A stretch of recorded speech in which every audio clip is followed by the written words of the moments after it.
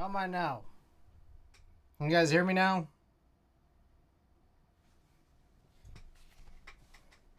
Hello? Hello? Hello? We can hear me? Okay. Anyways, Clackbait, thank you for the raid. Alright, let me go and acknowledge everybody here. Ricky, Avo, Bitter Seeds, Clackbait, of course, Randy, Klexis, Elvin, Raikoi, welcome back. Alright, yeah, if you gotta go, hope you take care. Thank you for everybody sending everybody over here. Okay, so yeah, we got a couple packages, a few non-packaged things to show off here, and yeah, a lot of news and notes. I apologize for the muting. What happens is I turn everything off before I go on like some kind of a trip, and then I come back and then I forget to turn everything back on. Josh, wow, welcome.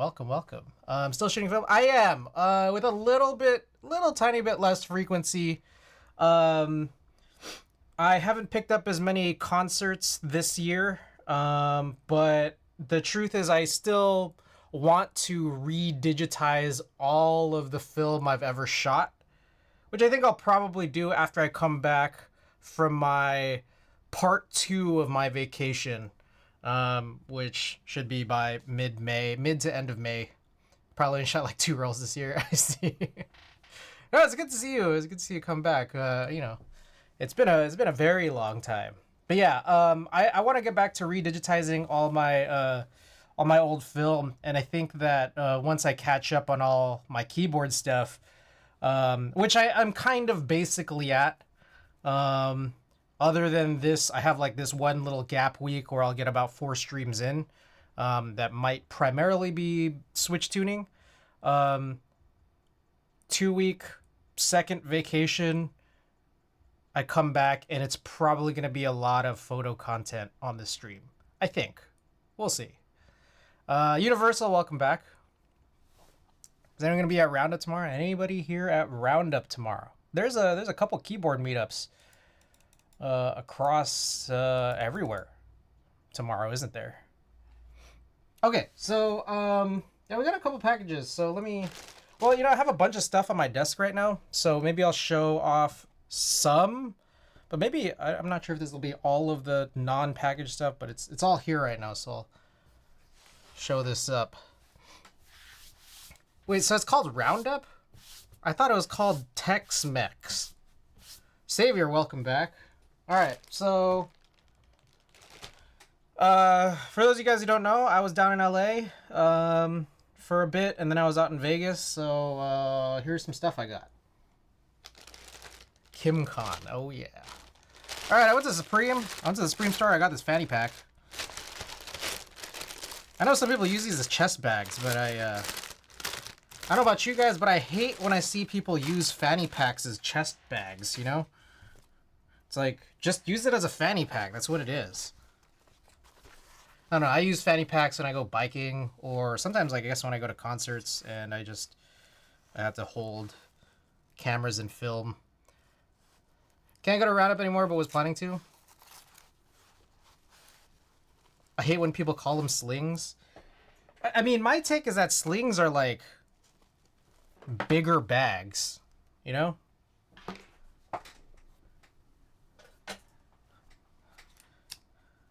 it's just fanny packs, or like if you want, you could call them waist bags, but all the same. Wear them like a fanny pack from the 90s, There's nothing wrong with that. I think people look more lame wearing them across their chests. I don't know. That's just my thought.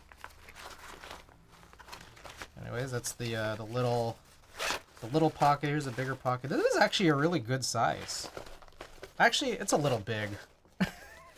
I've been trying to find something that's just the right size, and this is a little big, but still good, still usable. Also, I like the color. It's like a camo ripstop. If you're wearing across the body, you need a better strap. strap's gotta be big. Why is it a fanny pack when it goes in front anyway? That's a little bit of a weird thing. I mean, I think the naming is funny. That's true. But functionally, you wear it on your waist. So Supreme labeled that a waist bag, which I think is probably the most correct terminology for it. I also got. I went to this other streetwear store, Bodega. I got myself this. It's not a Zippo, but one of those Zippo style Subota lighters. For those of you guys who don't know, I sometimes, every now and then, collect lighters. I haven't that much over the last couple years of me buying keyboards. I never use lighters, I just collect them. Just don't call them fanny packs in the UK, it means... I see. Fupa pack. Yeah. Anyone want to see my lighter collection? I have my lighter collection behind me. How many lighters do you have? All right. Since one person asked, let's go bring them out.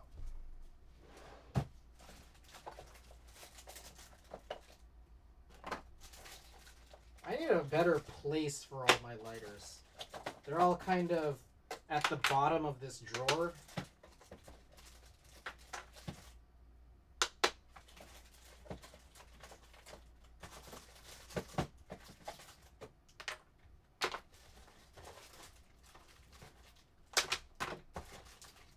Like, I honestly don't even fully remember all of them by heart or anything.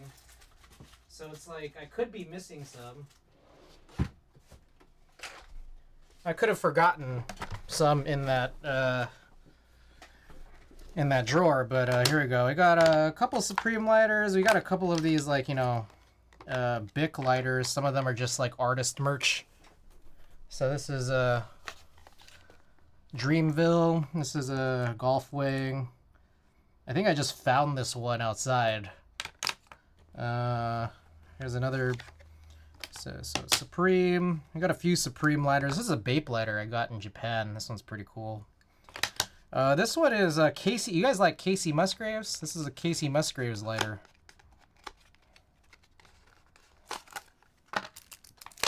This one is Future merch. Nobody Safe Tour. Another Supreme lighter. Bodega. This is, you know, newly added to the collection. So yeah, I might have more lighters. I have one of those wand lighters that you use to light candles on a cake. That's in the bathroom because I sometimes have candles in the bathroom. I haven't lit a candle in my bathroom for a while. Went for the cow print instead of the Alleywave? Yeah. Now, this is my lighter collection. I think the only lighter I've ever really actually used is this one. And not really for anything. This was my first time. This one right here was my first time buying a Zippo. So I was just like, I bought some Zippo fuel and was like trying to learn how to use a Zippo. Never learned any tricks or anything. I just wanted to figure out how to use a Zippo because I'd never had before. Hey, yo, Spring Roll, welcome. Yeah. Yes, Ricky, it's a lot smaller than my keyboard collection. But, you know, I still, I want to expand this collection. It's just, I don't take it as seriously. I don't take this nearly as seriously as keyboards or anything. Just especially because I don't use them. But they look cool, you know? Yeah, I don't know. Kev, welcome. Alright, anyways. Let me clear this up here.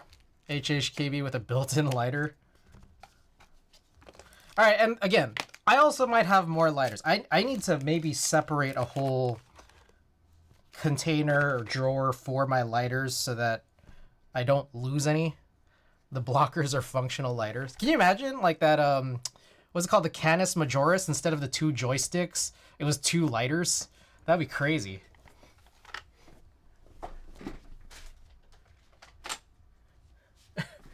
Okay, next up, more non-packaged stuff to show off. Oh, my buddy bought these Aquila sunglasses. Told me they were too small for his head, and then just gave them to me. Which is pretty lit, because these are apparently not cheap. There's a sticker on the outside. I took it off and then put it on the inside. I guess I should just peel this off. Whatever. Anyone here familiar with Aquila? I wasn't. I saw them in his car. He said they're too small, and I guess now they're mine. Pretty cool, you know. All right. I got some Pokemon cards. Guys, I am pleased to announce that I have expanded my Gengar collection with here, let me show off. Okay, we got a couple of non-Gengar cards here, so I want to show those off first. So my same buddy who gave me these sunglasses also gave me Clive. Apparently, probably the most popular Pokemon character and card. You could tell how cool he is by how he looks. What else we got?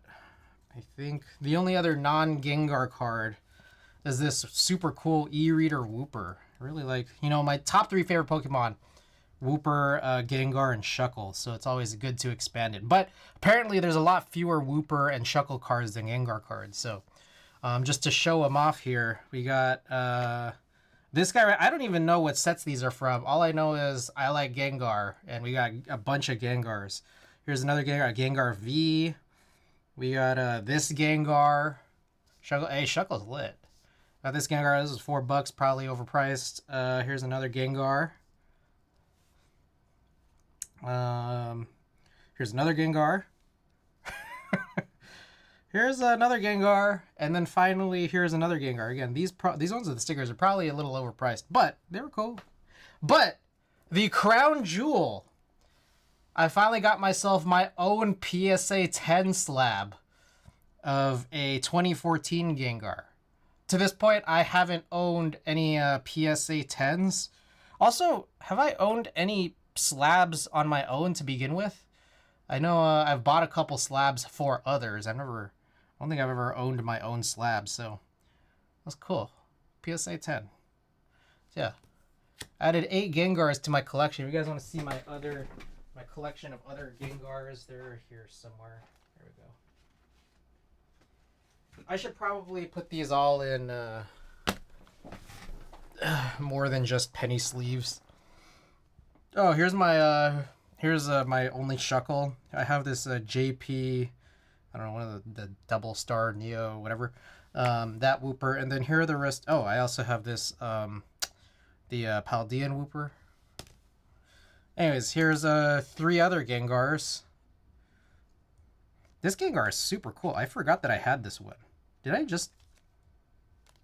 What was this from? I don't know, whatever it was. This is cool as fuck. But yeah, I have this Fossil Gengar. Not first edition, not graded, but then also one of my faves, Dark Gengar. Hell yeah, my Gengar collection's growing. Anyways, I need more of these, what are these called again? These hard cases? I need more of these.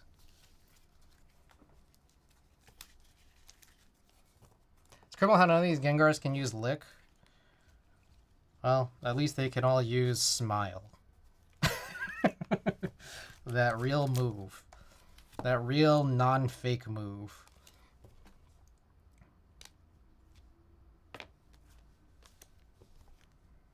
Alright, how do I sort this? Let's go like this. Yeah, okay. Anyways, those are all my the cards that I bought. They were all primarily from one store. We were doing a little bit of Pokemon card hunting, and we found this shop in Fullerton, California. And it was probably one of the better shops, possibly one of the best shops I've ever been to. Really cool. It's called I think It was weird. I think it was called Excelsior Collectibles when you look it up on Yelp. But then on the inside, I think they called themselves like Sumo Stars or something. Wait! What are we waiting for? Anubis, welcome. Oh shit, I think I had a couple of redeems here. I was in Fullerton a lot. Were you?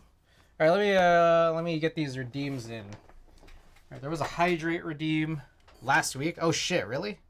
I was there Friday. Last Friday. Oh shit, Randy, you went to Fullerton? That's crazy. Okay, Randy. I think you know how old I am. I don't know how old you are. Are you older or much older or younger or much younger than me? You don't have to reveal it, but also if you don't even want to, you're 36 and oh, okay, right on. No, I wasn't in Fullerton for a long time or anything. I was spending, you don't have to reveal it. What? No, I'm not telling people to dox myself. All right. Oh, we got a bunch of what do we got here? A bunch of redeems. So we got that one, and we got that one. Respect. Okay. Anyways, also while I was at Bodega where I got the lighter, I found this very beat up looking zine here, which was marked at $15, which seems a lot for a beat up zine, but when they rang it up, it was only $9. Maybe they realized how beat up this was. It's also not even bound by any staples, even though it looks like it should be. But I looked at this and thought, this is, I like this format. I mean, I like the size, I like the colors, I like the paper, I like the layout. So I just bought this because maybe this would be helpful for when I attempt to work on my own. So, yeah, let me just quickly go through it. This is Keys in a Plastic Bag Hidden Behind the TV by, I don't know, Post One? I don't know if that's what this author is, but pretty cool. So, like, it looks like there's a couple of pages where there's just nothing on them. Some of them are centered portraits. Some of them are full-sized. Some of them are almost full-sized, centered. And then, like, it does look like there are times here where there are, you know, multiple pages on a single sheet, multiple pages on a single fold. And then there's some where it's just not. So I just find it, oh, Owen Dodd, there you go, post publications. So that's cool. It's interesting. Pretty short. I got the 38th out of 50, you know, limited run. But this is an interesting one, just to sort of see. I think I kind of want to figure out how to ID this paper, but we'll find out. Yes, check out Watagaki, guys. Watagaki, my sponsor, just so you guys know. I got this tea while I was on my break here. This is the dog tea. I think this was from the last drop. Right? But also, for those of you guys who don't know, if you want to click those links or anything, there is a drop tonight. There is a drop tonight, and I have a couple of these teas actually to show right now. Check this out. Oh, hold up. Is that already on? Alright, there we go. Y'all see this purple robot tea? It's like that, sort of, what was it called? Those Bape Kids? Those Bape Kids, but like Eva style? Children's Bape? Anyways. And also in 2 variants, in purple to match the Eva 01, or if you want it on black, there it is as well. Anyways, I got those right here. Both of them, actually.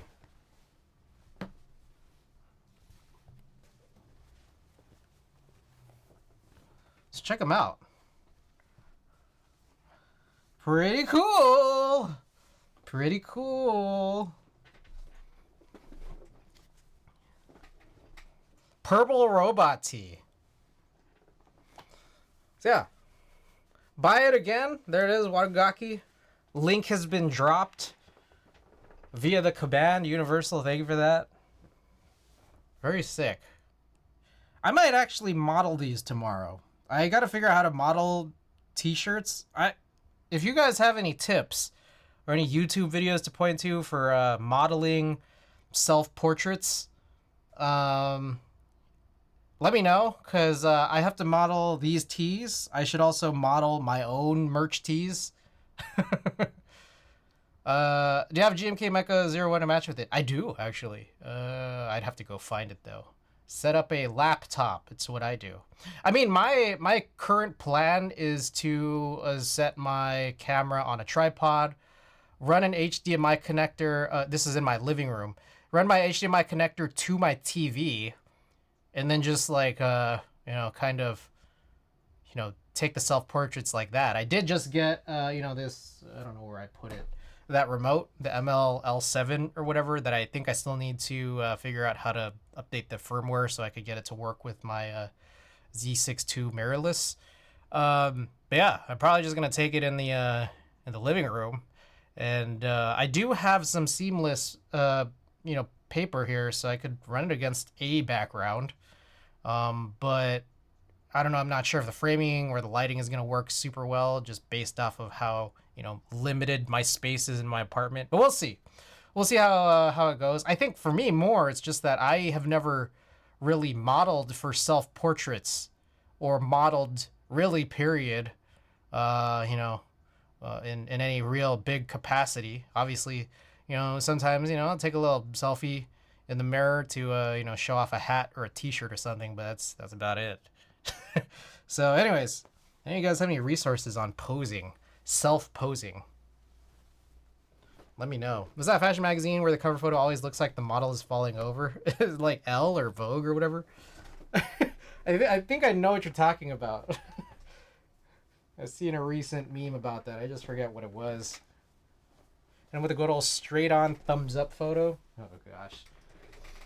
Okay. Alright, I gotta take these off. It's a little dark, There's a few more things here. I hit up a couple other streetwear places. I went to this place called Juice, and I got these clot pieces. I got this cool jacket. Now the thing is that like all my favorite jackets end up being like this basic green, like basically all this green. Like I have like 3 or 4 jackets that are this color, and I just every single time I look at the color, it's like, wow, man, this color's sick. And then the jacket also happens to be really cool. It just looks like, I don't know, like those military jackets that, what's her name wore in Freaks and Geeks? Linda Cardellini, her character. What was her name again?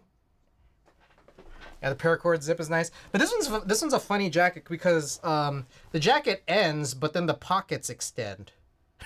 I don't know. It looks kind of funny. But when I wore it, when I tried it on, I was like, oh yeah, I can do this. This is cool. Oh, I also got some pants.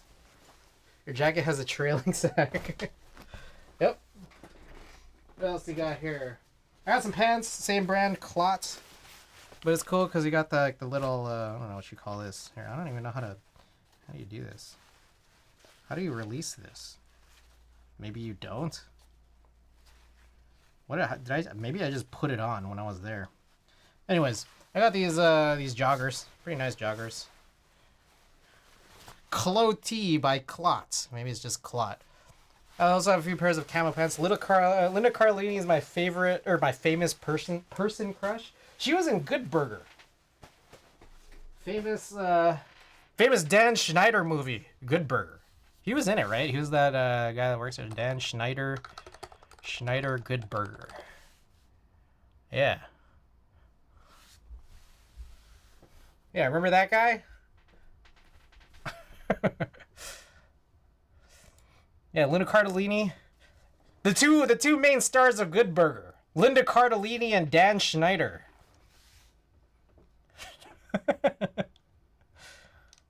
You can see, yeah. I don't know why they're not the first two.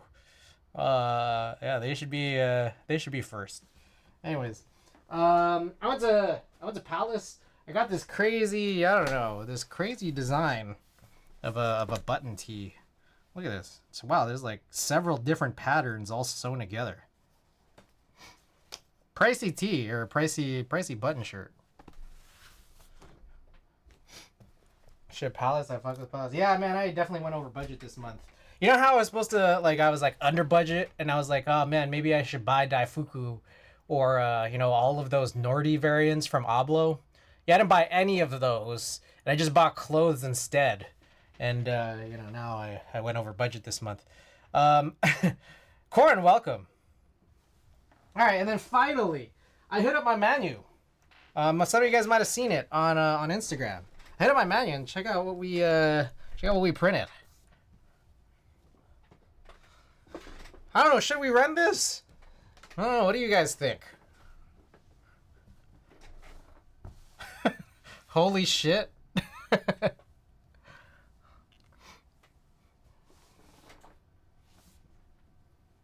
Pretty cool, right? Let's see.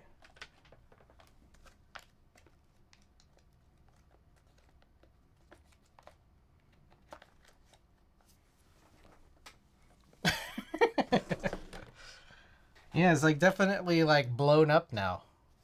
By the way, I got the stickers on me. Hey, death metal font goes hard combined with the Comic Sans. Yeah.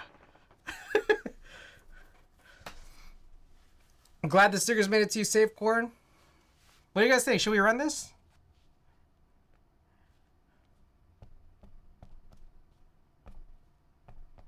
I got mine too. Nice. This might be one of the greatest shirts I've seen in a while.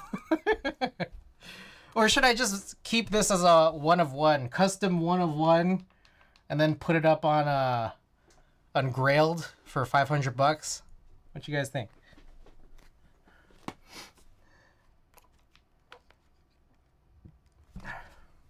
Up to you guys.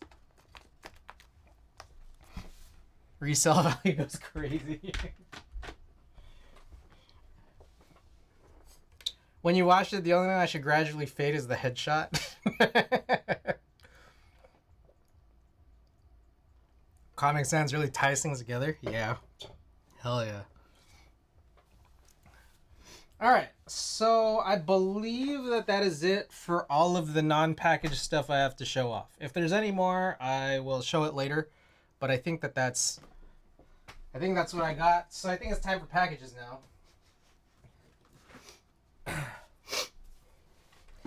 Fuck that, everything but the headshot should fade.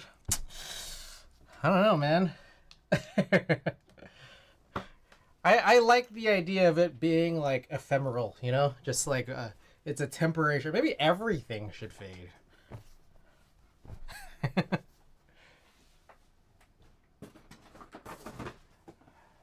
Alright, so for package number 1, I gotta locate my box cutter. Where is it? There it is. Imagine you just end up with no shirt one day. Why is Donkey? Welcome.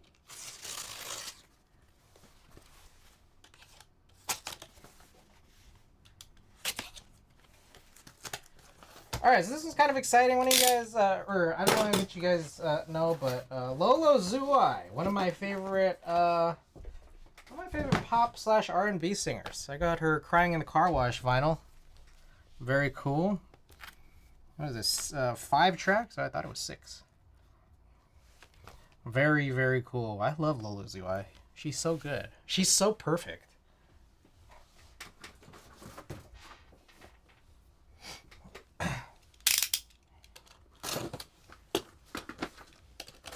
Alright, so that's package number 1.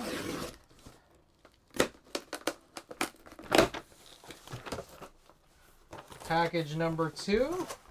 Very exciting to show this off. We got a package here from Novel Keys. Hell yeah! Metropolis bars. I don't know if you guys saw, but Novel Keys had Metropolis on sale last week, right? And I already have Metropolis, but I thought, maybe I should have more 6U bars for all these 6U builds I've been doing. You know, because I've been failing to account for that when I do all these 6U builds. So the base kit had a crazy sale. But it also looked like the child kits did too, but not as crazy. Yeah, I think this was, holy shit, wait. Okay, yeah, I think it was like 25% off. Gateron sticker is a good reaction. Pretty good. Oxy, welcome. So yeah, those are our packages. So, thank you for humoring me with that. Okay, so we got some switches to work on. For those of you guys that don't know, oh shit, I probably should have done this before we started. I think that is a command that we could run, and hopefully it's up to date. I'm not actually sure, but let me know. Throw out some names of some switches I have that are not tuned. Let me know what you guys want to see tuned, and I could work on them. Or, you know, throw out some names of some of these, and then we'll put them in a poll.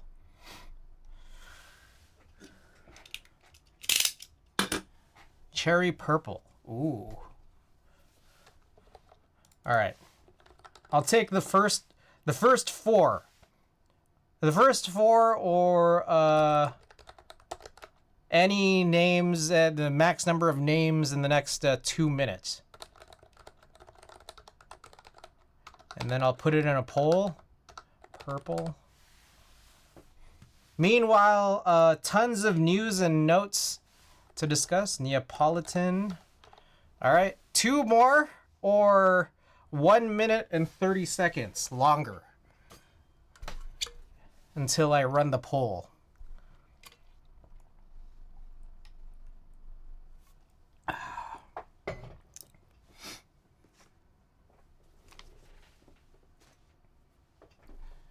Cream plus titanium. Ooh, actually, I did kind of want to do cream plus tonight, but I forgot that I did, so now it's a poll option. So, I think here's the deal. If cream plus doesn't win tonight, it'll probably be the next one I do, whenever the next one I do is.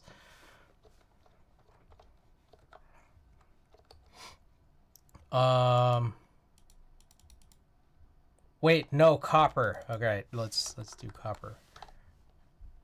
All right, we got another 45 seconds. Hirose orange. Oh, that one's an interesting one because it's kind of already tuned, but I think we need to like reinvestigate what to do with it. All right, perfect. All right, let's do a 5-minute poll just because you know, I have nothing really to do for the next 5 minutes or until this poll is done. So, Hirose will fuck stems more than purples. You know, I'm thinking of honestly just running the stem shaver on cherry purples, new clears, probably even old clears, and then even the Hirose. I'm willing to kind of fuck them up. It's fine. I've run PBT on Hirose before, and it was fine. But I know ABS probably gets super fucked up, so we're probably gonna run these down anyways. Purple, orange, and clear. Thrash and Tony, welcome, by the way. Okay, so let's go over some news and notes. I took a fucking crazy nap. I don't know what happened, but apparently I took like a 3-hour nap from like 6:30 to 9:30. I honestly don't even remember falling asleep. I was pretty confused when I woke up. That's my update for today. Well, I also worked today, but you know, the long ass nap was a big part of my day. Aristus, welcome back. Jet lag. Jet lag from PST to PST, or I guess PDT to PDT. Oh, I got it on a Sagrada extra from Laminar. There's a part of me that's really excited for it. There's another part of me that thinks maybe I shouldn't have done that because I know they're running an R1 that probably is going to not be as heavy. But, you know, I just thought like maybe I should just get the Sagrada now and then not have to worry about it later. I think that was kind of my main thing. I think that's a lot of people's thoughts, right? Is just, you know, get it now rather than later, even though later might be better. At least I don't have to think about it later. Anybody know much about the Sagrada? Same fella who did the Leviathan, although it was his R0 and not a vendor's R1. I was just worried that if the Sagrada were to be run, say, by Cannon Keys, there would be another series of fuck-ups. But at the same time, it would probably be much lighter. You know, you guys know me. I have kind of been steering away from heavy keyboards. What's up with the Leviathan? Leviathan had Laminar passed that along to Canon Keys to run, and then Canon Keys used their own manufacturer, and the finish is all fucked up. Also, apparently, I don't know who made the decision between Canon Keys or Laminar, but they changed the font of Leviathan to make it look much worse. And apparently this was announced. I just didn't see the announcement. CK Man, you going through some rough shit? CK stopping business with that manufacturer? I see. Probably a good thing, huh? Probably. But yeah, no, I decided to go for the Sagrada now. I hope it's not that heavy. It's probably heavy. Kaneki just going business as usual. Got it.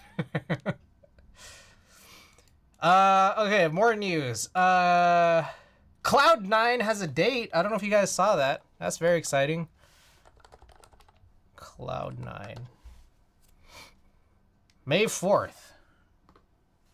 So you guys, Sipulot. Yes, I did order those CK Sipulot PCBs. I got a couple of EC Pro 2s for my future S60 V2s. I see you're going to pick up the pink PC. Is PC another round? I don't think that wasn't during this last round of, you know, all the Alu S60 V2s, right? But yeah, I'm just thinking that, like, you know, with this, I probably don't have to buy a bunch of HHKBs, at least not for now. Which is good. I mean, I like buying HHKBs. Domes are not bad. This is actually running Pro 2 domes right now, and as much as I think that these are usually super light, these are pretty nice. Probably because they're Pro 2 a little bit older, but it's nice to only pay $80 for the primary thing I'd be harvesting. That part of it is nice. It's new around, yeah, it goes until May 15th. I see. Well, I'm probably going to pass on the show PC. I don't know. I'm curious to see what the Vero PC is going to turn out like. I feel like maybe at some point I might get eventually some show PC board of some sort. We'll find out. I don't know if they'll have if she'll do any. I know future PC or future boards probably not going to be the, you know, based off the Pro 2. But oh shit, it looks like, wait, that's been 5 minutes. I hardly went through any of my news or notes. I hardly went through any of these. All right, let's take a look at these Hirose oranges. So the funny thing about these Hirose oranges is that apparently they're kind of done, but I don't want them to be done because they're not that good for many reasons. Anyways, yeah, if Show ever does another HHKB PC board, whether it's Pro 2 based or not, maybe I'll eventually pick one up, but it's probably just not going to be now. Okay, anyways, Cloud9 looks like May 4th. Which is the day that I fly out. So maybe I'll join on in either that day. I actually fly out that nighttime. So maybe I'll get in the daytime. All right. Anyways, let's take a look at what we got here. I have what appears to be 63-ish Hirose switches now. Okay, so there's a crazy number of problems with these. So let's type them out on Notepad. Yeah, everyone's favorite application, Notepad, right? So problem number one, stems, stem breakers. So that's it. So that is easily solvable by using the stem shavers. Number two is stock springs. I thought that because it's these are like a crazy vintage switch that maybe I should keep them. This was I tuned these 3 years ago or so, but stock springs I thought maybe I should keep them all together. I don't like stock springs. These are bad. They're really short and kind of weirdly weighted. Not good. We're gonna replace these springs, so that's what we're gonna do. Films are black and the housings are black. I don't like that anymore. Personally, I like to have the films be a different color, so it's just easy for me to see that they are filmed. What else? Finally, 3-pin. 3-pin, can't really do anything about this. Except The problem is that the bottom housings or top housings or whatever it is, as they are already tuned, they're still just scratchy as fuck. And I always kind of like had this thought, like, maybe should I change them or should I just leave them as is and enjoy the scratchiness of them? And maybe I should just do that. Maybe I should just enjoy the scratchiness. So maybe we will do nothing about these. So kind of all we got to do here really is these two. And then I'm guessing that the stem shaving, we should maybe just do like whenever I actually put these in a build. What do you guys think? Is that a plan? So really all we need to do is these two. Spring swap and change the films.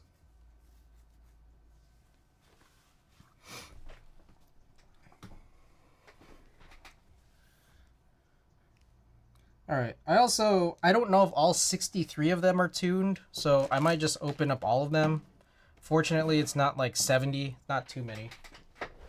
But let's see what we'll do here.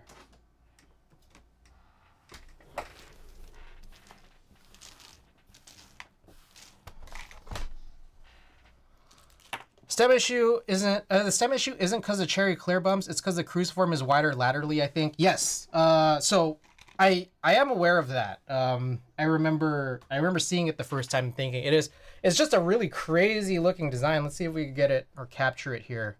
I'm not sure how well it shows, but it's literally just a weirdly, like, obviously the cruciform, it's still a cruciform, but its shape is just different. It's different looking. It's a lot weirder. And I'm just curious. I don't know. It's true. I don't know if this will actually fix the problem now that I think about it. What do you guys think? What should I do? I think it's like the vertical one is wider laterally. I don't know much as to say that the horizontal one is like longer. I don't know. Do you think stem shaving fixes the problem? Let me know. Anyways.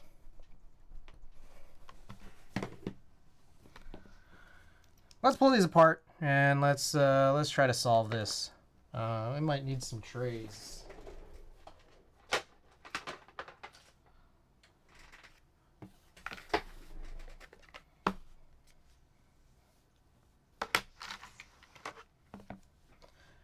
We may possibly like a fourth tray. Actually, maybe many more. Okay, let's grab this and this. All right. I will grab some tweezers.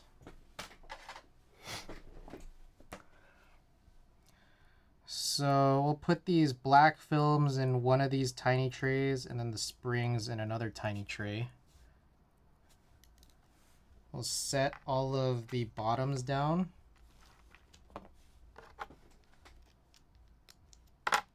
What's interesting is that these are a lot tighter in this lube station than I think cherry switches are normally.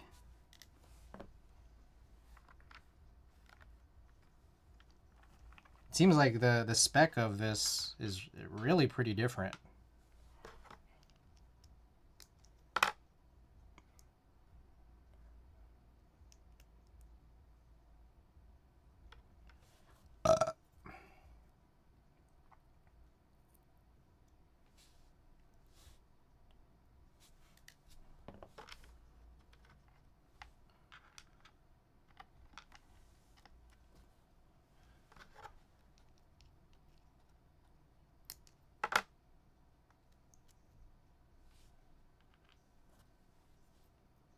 All right, tons of other news and notes. One piece of news I didn't write down is that I'm pretty hungry.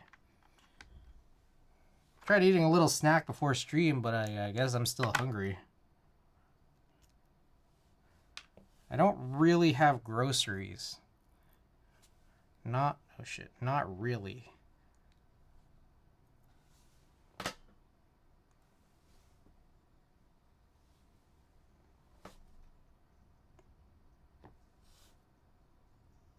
Wait, am I tripping?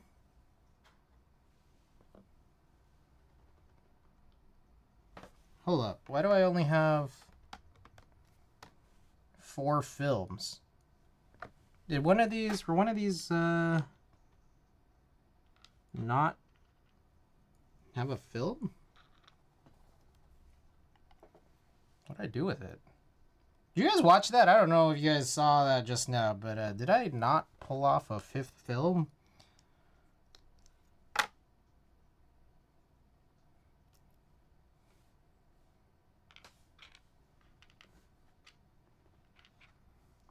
I'm curious if one of these is not lubed.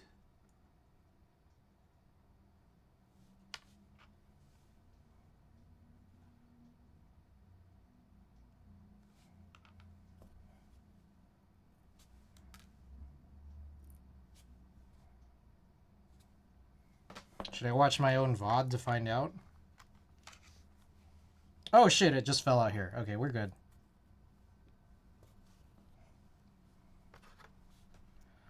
Alright, so thus far what we've noticed here is all of these have films, which is a good indicator that it's tuned. But as I like look at the stem, it's like I can see lube. So it's like there was definitely, it was lubed. Like I had lubed this, but it does look light. Alright, more news and notes. Haven 60, also the Atelier, whatever. Oh, yee, welcome. How are you? I'm doing good. Chilling. Working on some hirose switches.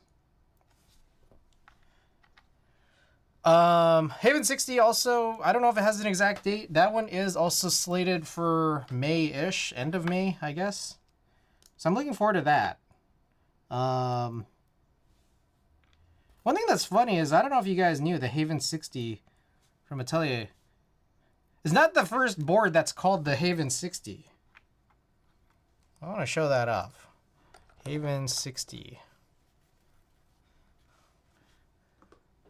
So here's the Haven 60 from Atelier Haven, being run on Key Spencery.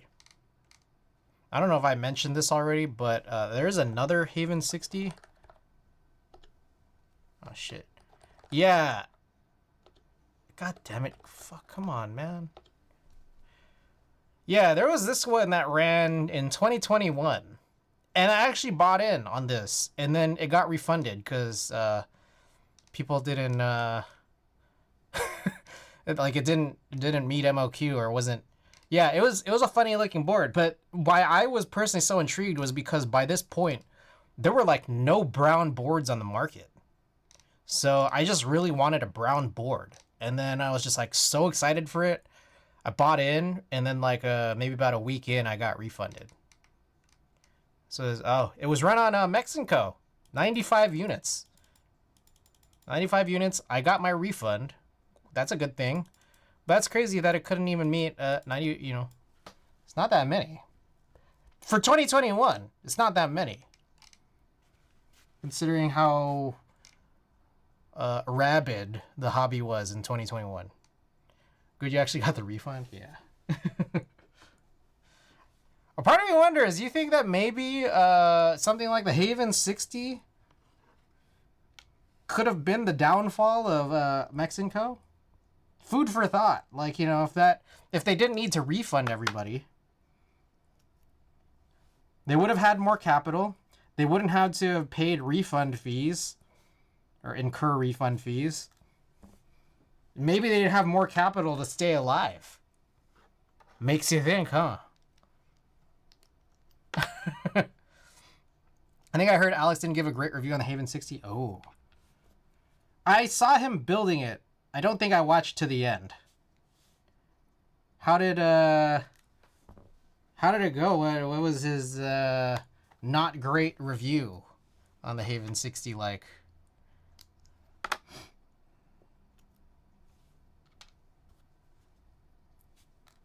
I'm getting the new Haven 60.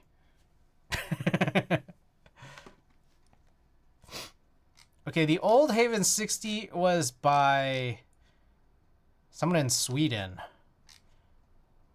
Garner, Mexico. I'm trying to find if there's a designer's name or something here. Garner Keyboards. Meanwhile, the new Haven 60 is by Atelier Haven.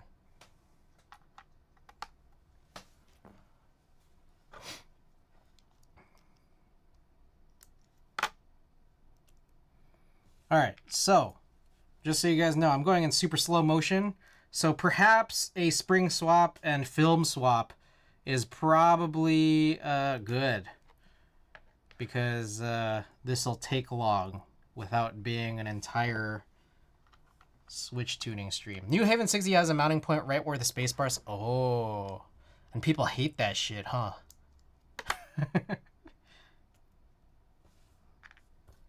What? Okay.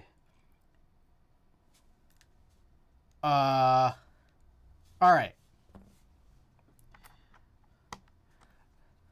How do I phrase this question? Is it very universally considered that having a spacebar mounting point is bad? Because it seems like it is. My next question is, do you guys individually know and believe that that's the case? Like, have you guys had spacebar mounted keyboards where the spacebar sounded very not bad? And then the follow-up of this, I don't know how to structure this question or series of questions, but I think maybe my main question is, why? Is there any chance that there is a spacebar mounted keyboard that is good? Less for sound, more for feel?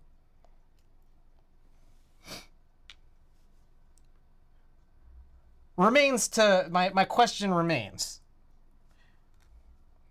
What causes it to be not sound or feel? Let's just generally vaguely have that verb be. What causes it to be bad? What the fuck is a spacebar? Not mounted by the spacebar, but has a mounting point by the spacebar. Say like a top mount or something that has like a screw. Because if you've noticed, there's a lot of boards, especially newer boards, that like account for this and then like make sure that, for example, if it's a top mount, there's no screw in the bottom center of your board. And why? Why is that? Why is that bad? Now, and what's the conditions for it being bad? Like, I'm guessing people will say, oh, it's too stiff. How about this though? Let's pose this. If you have a really, really stiff plate, like if your plate is brass, does it matter if there's a center mounting point or not?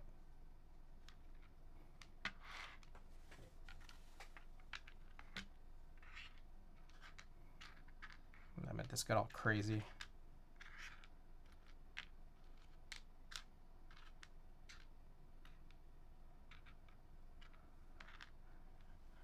Not to me.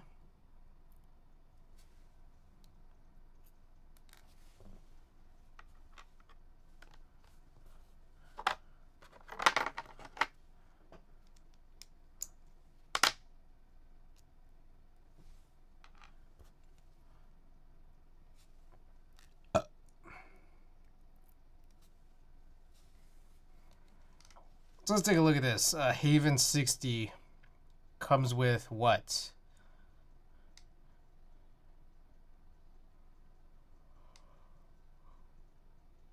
Oh, sorry. It comes with an alu plate, but it also looks like it, by default, comes with a hot swap PCB.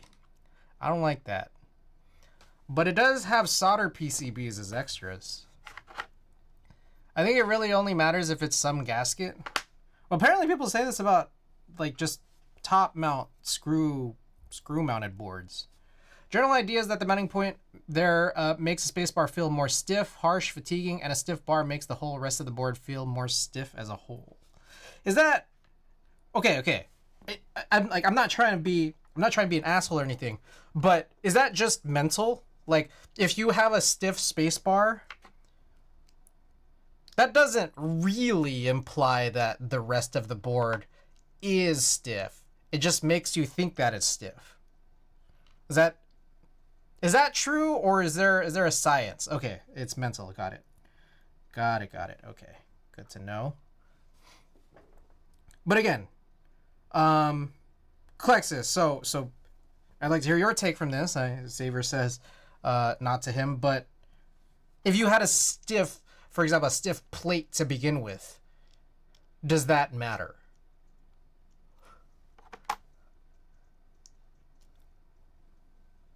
Also, if it's something like screw mounted, like screw top mounted, if you just omit the screw,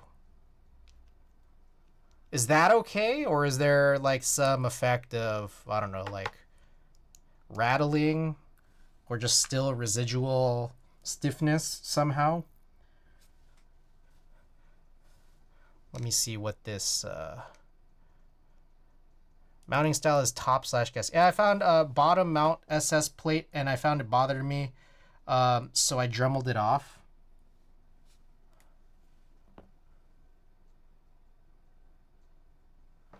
Let me see if I understand this right.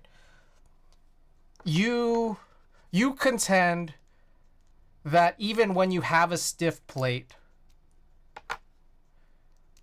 there's still a yo, did this?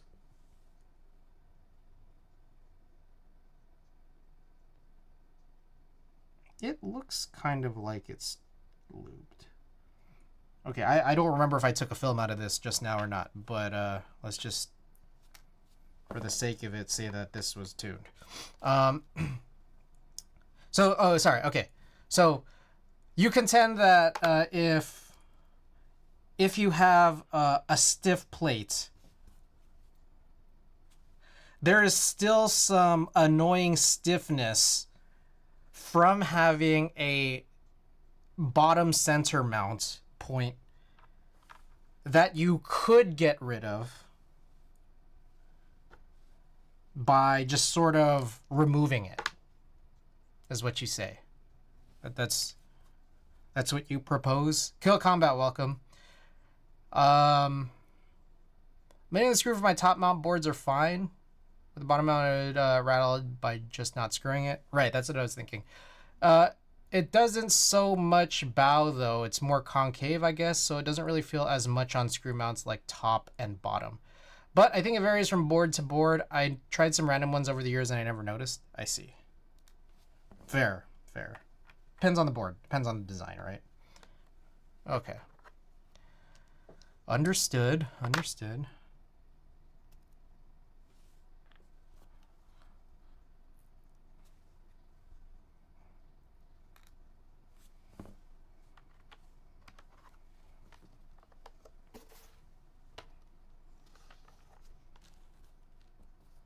All right, so since there's 63, I'll do an extra column as I flip this over.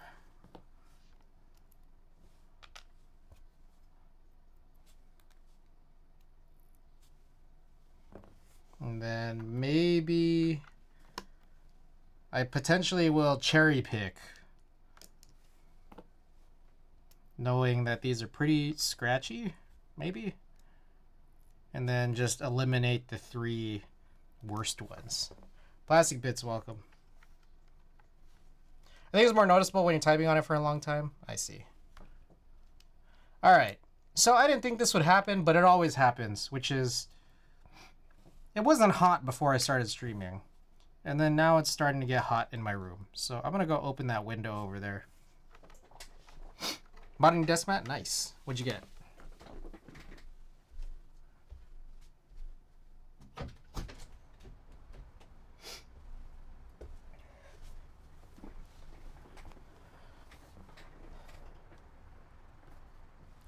Pulsar Paraspeed.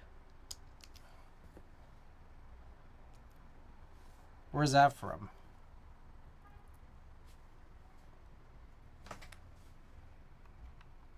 Let me Google it. Pulsar Paraspeed. Ah, gaming mouse. Or gaming mouse pad.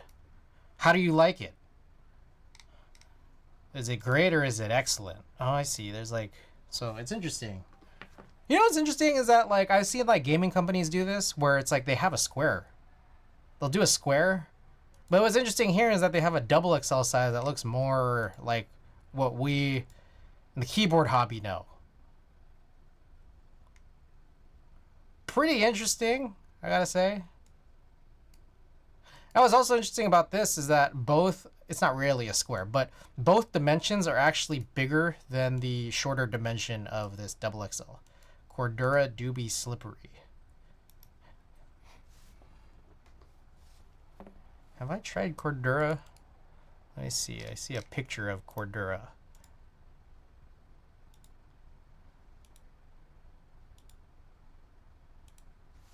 I use it vertically. I see.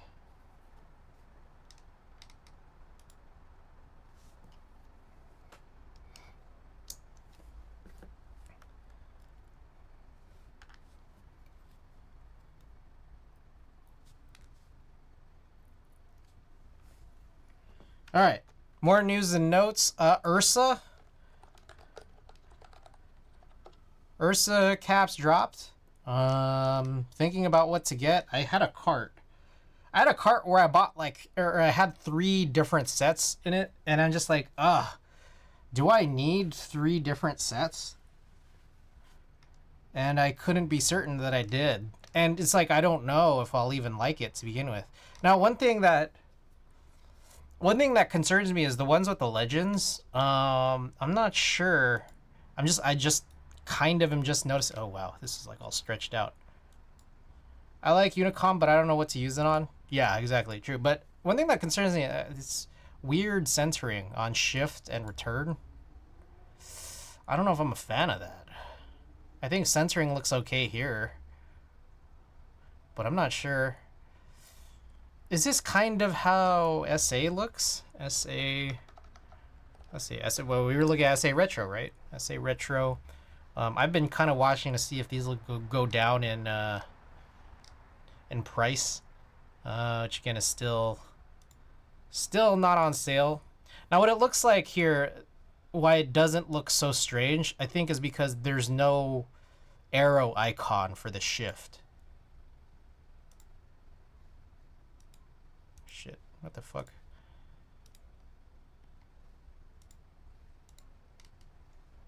Maybe that's what's throwing me off. Is it just because the render of the dish? No, I think it's this arrow. So I think the return looks okay. But the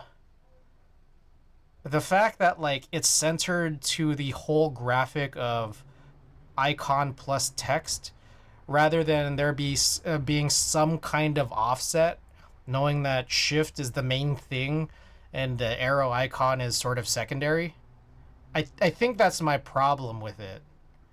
So we go back here. There's no blanks for Ursa Minicom, but there are blanks for the classic and the black, which is kind of nice. So it's like I could get this. And what's interesting is that there's so many keys in the blanks kit. It's crazy. Spacing between the icon and the word. Yeah, that too. So at the very least, I'm going to get a blank kit. Like 1 blanks kit. I might get 2, or I might get a blanks kit and an alphas kit. I don't know though. That has me worried, and also this is a little weird, but yeah. This is interesting. Am I crazy? Or does it kind of look like these are convex? The mods. The bottom row mods? Maybe it says.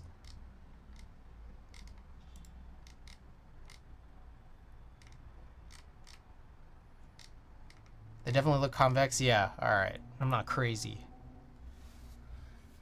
Unicom's a cool colorway though. That's the part that sucks, is that there's no blanks for it. But yeah, and also you'd have to figure out what to use it for.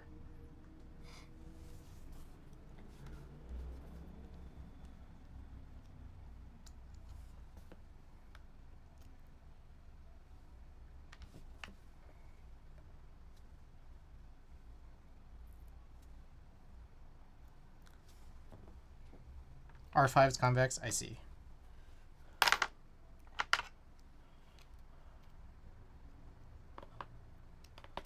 Oh, shit, you guys hear that? That was crazy. Alright. Oh. Yo, was this not tuned?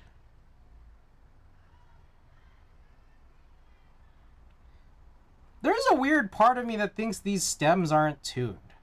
Even though I'm like kind of certain that I did, but there's a part of me that thinks maybe I should just retune these switches as a whole. Shit. Because it just kind of doesn't look like there's really enough lube as I kind of like look through them.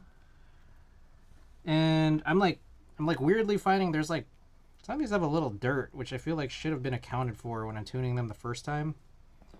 And I don't know. I might.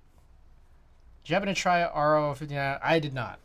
I mean, I'm probably just going to tune them the same way. But you know what's kind of interesting is take a look at this. I don't know why it took me this long to notice, but the contact leaf is shaped really differently.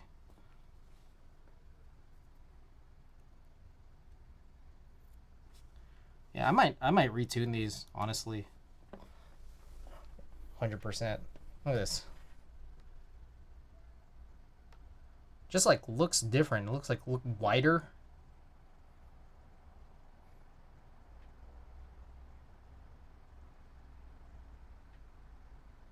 Kind of different.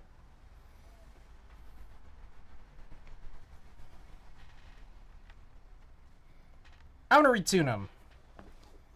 I usually don't like placing all of these bottoms down before I tune, but you know, we've already done it, so.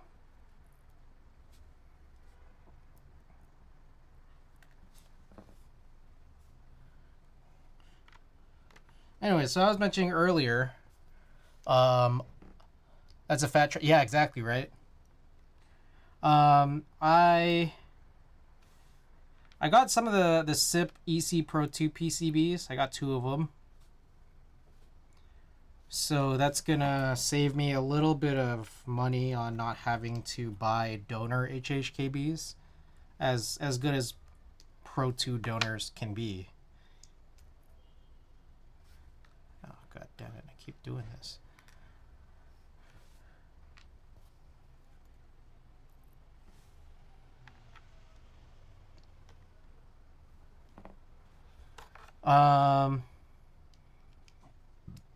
So, and there's the other thing too, which is that I kind of like these PBB parts. Honestly, they're really affordable. They're really affordable and very not bad. So I'm getting this kind of feeling that like I could just buy PBB parts moving forward, but I do like OEM Topre sliders and caps. I do have like extras that don't complete a full set, so maybe I should buy like a donor board that kind of helps me round it out. Were your Nixies like that too, or just Hirose? I think they're just Hirose. Now I can pull up the Nixies here.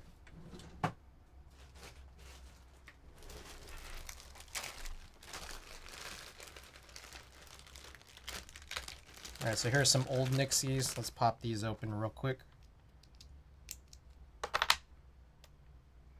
Yeah, these old Nixies kind of like normal style. Real regular, if you ask me. So yeah, I think, okay, there it is. You can see this looks more typical of like that MX style leaf.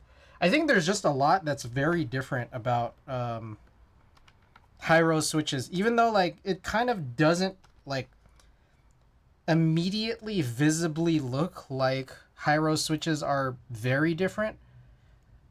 There are seemingly just like enough differences where it's just like, whoa, okay, this is different. Whoa. just cherry Japan things, I guess. Yeah, they are just kind of different. Like, again, these bottoms seem a lot tighter than, say, some more modern cherry. I mean, actually, these Nixies kind of feel a little bit tight in these too. Yeah, the stems are a little weird. The contact leaf is different for Hirose.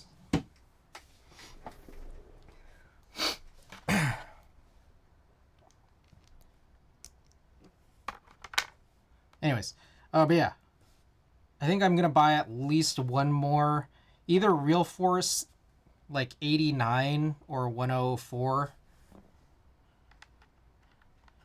and then that'll probably get me to have 2 more OEM Topre sets for HHKBs. And then I think after that, I might just like buy PBB parts moving forward. Pretty affordable. Like, they're much more affordable than Deskies. They might be pretty comparable to harvesting Real Forces. But quality is good. I don't have to have a bunch of extra shit. I could run MX. Which is, it's a different beast. Because, you know, MX is just, it's different than OEM Topre. Also, you need 6U bars. But I might still move forward with this. I just hope that at some point, should there still be, you know, interest in pushing forward a lot of GMK group buys or just group buys or key sets in general, that 6U becomes more of a norm,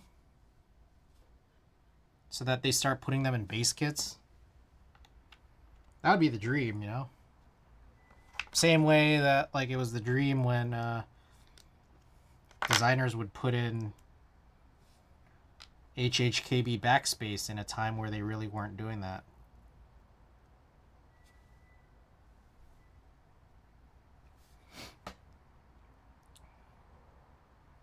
Alright, more news and notes. I have shop cash expiring on Sunday.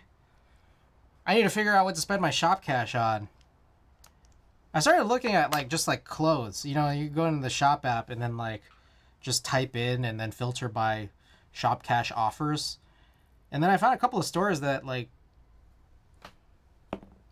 sell, like, interesting clothes. I don't know, like, just streetwear or just other stuff. But then, like, I look up reviews for these stores and then they have, like, horrible reviews. So then I'm like, ugh. Like, there are some stores where I'm just like, you know, I really want more Supersonics. Seattle Supersonics gear. And there's only a small handful of places that are selling them and also having offers on them. And then it's just like, should I do this? I don't know. Or just like NBA team, like, basketball shorts. I'm like, oh, I don't know, man.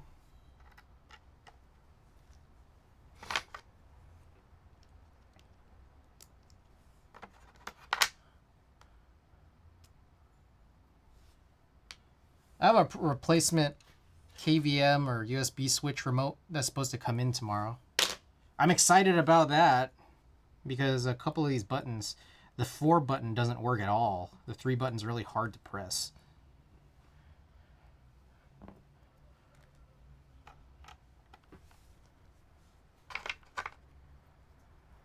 My printer! I haven't printed in over a week. Let's see how it holds up. I did replace that maintenance cartridge. But I haven't printed really since then. I also accidentally turned the printer off. I didn't actually mean to, but I was going around my apartment just turning off power strips. And then I realized I turned off the one that the printer was plugged into, and I don't think it liked that. Hand wire in some MX switches to replace the remote buttons. I don't even know how to fucking open this. I think I have to, like, pry it apart or something. There's, like, no screw. I don't know if this is, like, heated together or something.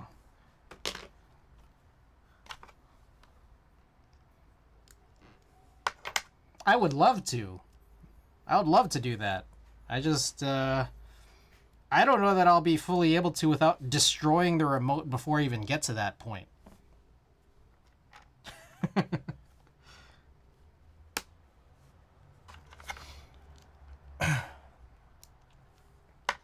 If you pull out the battery, you could probably oh, that's true. That's true. Yeah, it's worth a shot. If I'm getting a replacement anyways. Oh, what the fuck? There's a huge piece of dust on this film.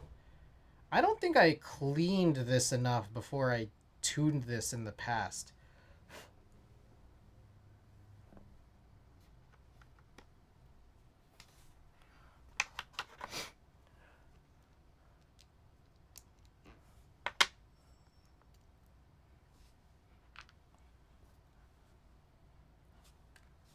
Skate will blend in with the cherry scratch anyways. True. True. But I will be retuning these. It needs to be. Also, am I crazy? Maybe there was only 62? I thought there were 63.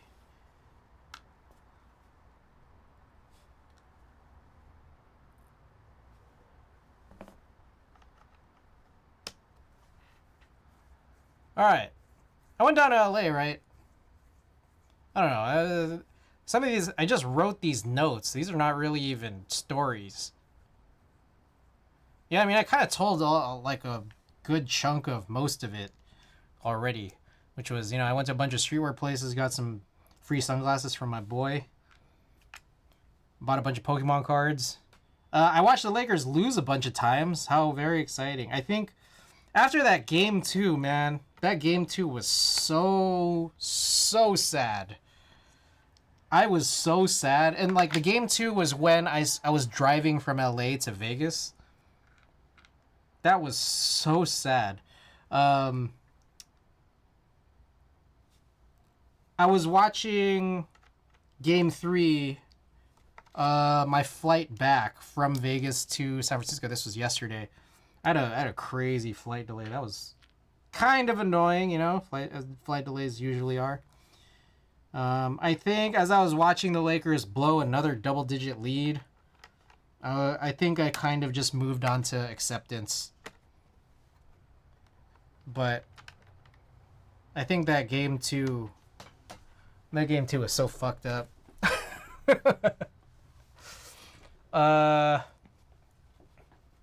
Also, anyways, regarding just a separate note about another separate thing about traveling to LA. I was reading that I was reading this beforehand that.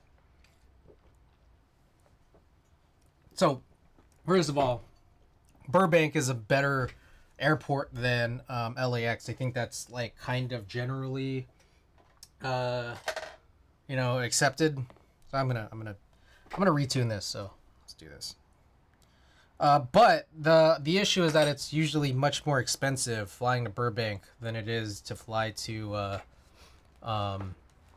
LAX. So I went to LAX, and every single time I go to LAX, it's like getting off the plane is like kind of janky, Like I've had to like walk on that like sort of outdoor tarmac going down like a bunch of steps rather than going through that like, accordion tunnel. I don't know. I don't like that personally. I'm not a fan of that, but it just happens every time.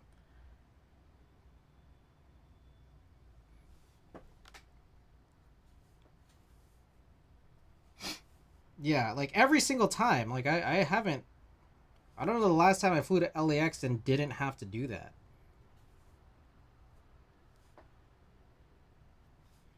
But also I learned that I'm not sure if it's also there in Burbank. I'm not certain, but there's this thing called the flyaway bus that just makes your post airport flight destination much cheaper. I think we're done with this.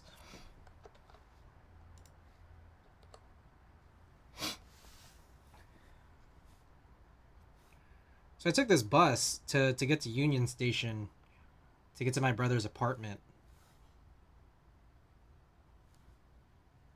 Waiting for the bus was kind of annoying because it's supposed to come frequently. And I ended up waiting like what felt like 30 or 40 minutes.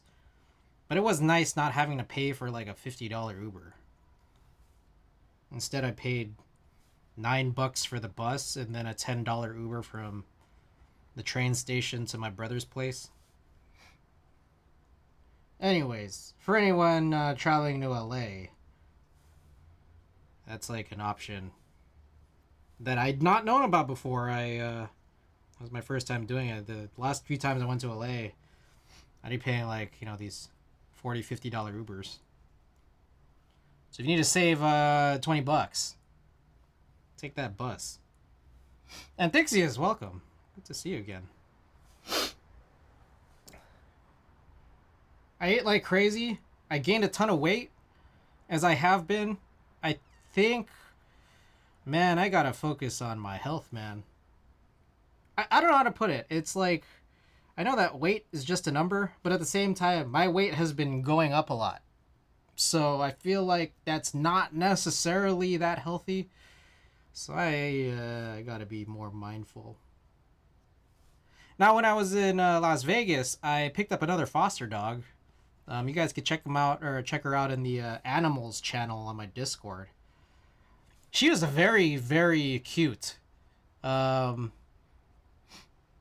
I think just fostering for 2 days is kind of not enough to have, a dog really open up to you. But, I think it's like the idea of, fostering is kind of like volunteering. You're trying to do something nice, to help out the shelter staff, and you're trying to do something nice for the dogs to give them, like, a more peaceful place to be. Anyways, she was like a little bit standoffish, a little bit more so than my big nipple baby from winter, Phoebe was. Her name was Crunchwrap Supreme, which I can't believe that they kept that name for her. I feel like it's just too long to say, so I was just calling her Crunchy. The problem was that it didn't really seem to matter because I think, and they didn't say this in advance, but I think I kind of was discovering, I think she might have been like possibly hard of hearing, because she didn't respond to her name. She didn't really respond to any command words. She wasn't responding to like loud, like my mom would play music really loud back at home. She wasn't responding to other dogs barking. She really wasn't responding to any sounds at all. Like, I could like kind of yell to try to wake her up from naps, and she would like not wake up. Meanwhile, if I just pet her and she didn't see me in advance, she would like get jumpy. So I kind of feel like she might have been possibly deaf. But it's hard to know. I mean, I can't diagnose that. All I could do is just tell them at the shelter, like, this might be the case.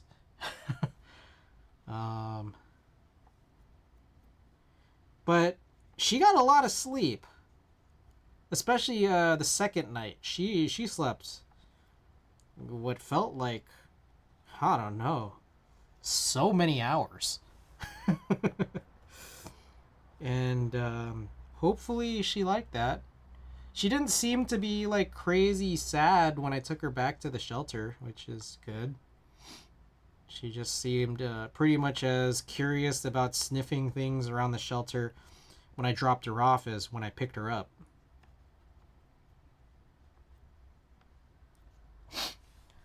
She did not like being picked up like a baby, carrying her on her back. I think if I were to ever have a dog, I kind of want to know in advance if that's something they like, because I really want a dog that I could pick up like a baby. No matter the size. It could be a huge dog, it could be a tiny dog. I just want to be able to hold it like a baby,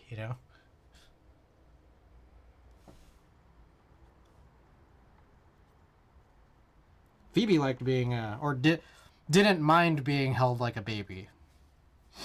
I don't know how you could tell whether or not they like it. I think they either, I don't know if they like it or not. All I can tell is either they don't care or they hate it. As for whether they like it, I've never been a good judge.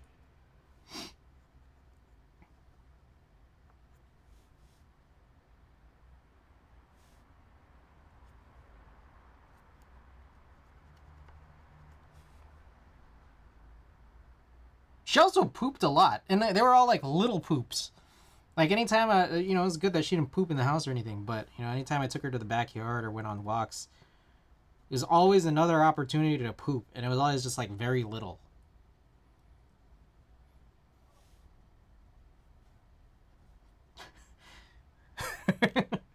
I don't know. She was an older dog. Not like old, but she was like 8 years old, so a little bit older than others.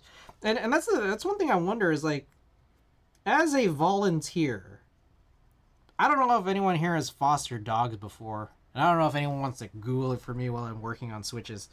But like, what's the strategy as a foster pet person?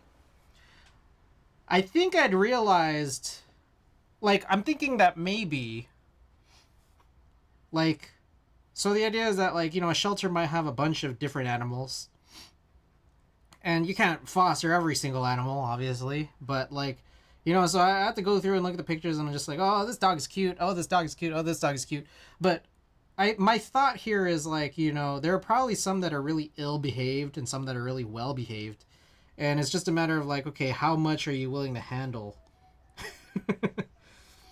My thought here is that like, as nice as it would be to get a well behaved dog, it's like it probably doesn't need to be fostered if it's already really well behaved and in advance.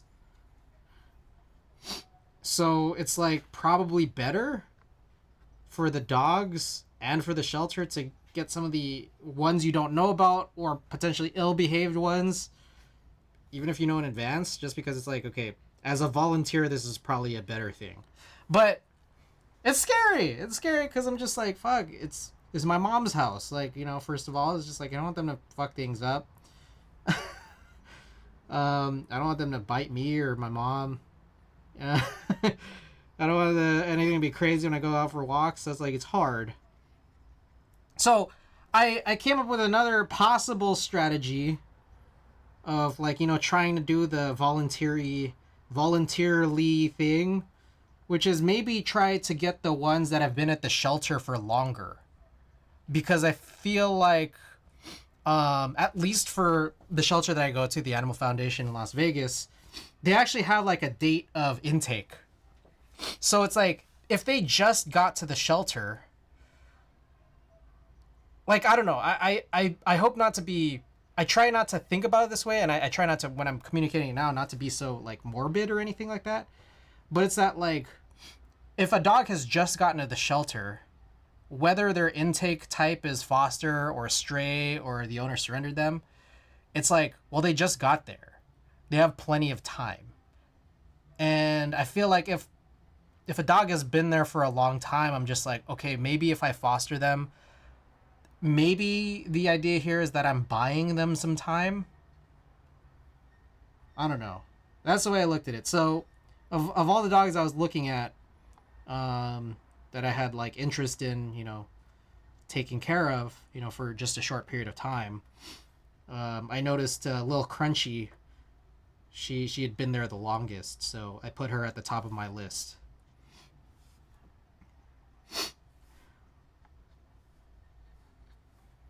And hopefully, she was very sweet and well behaved, and she walked well on leash. I think it's still hard to get a good gauge on her personality, having had her for such a short amount of time and then still not even actually knowing whether or not she was hard of hearing. She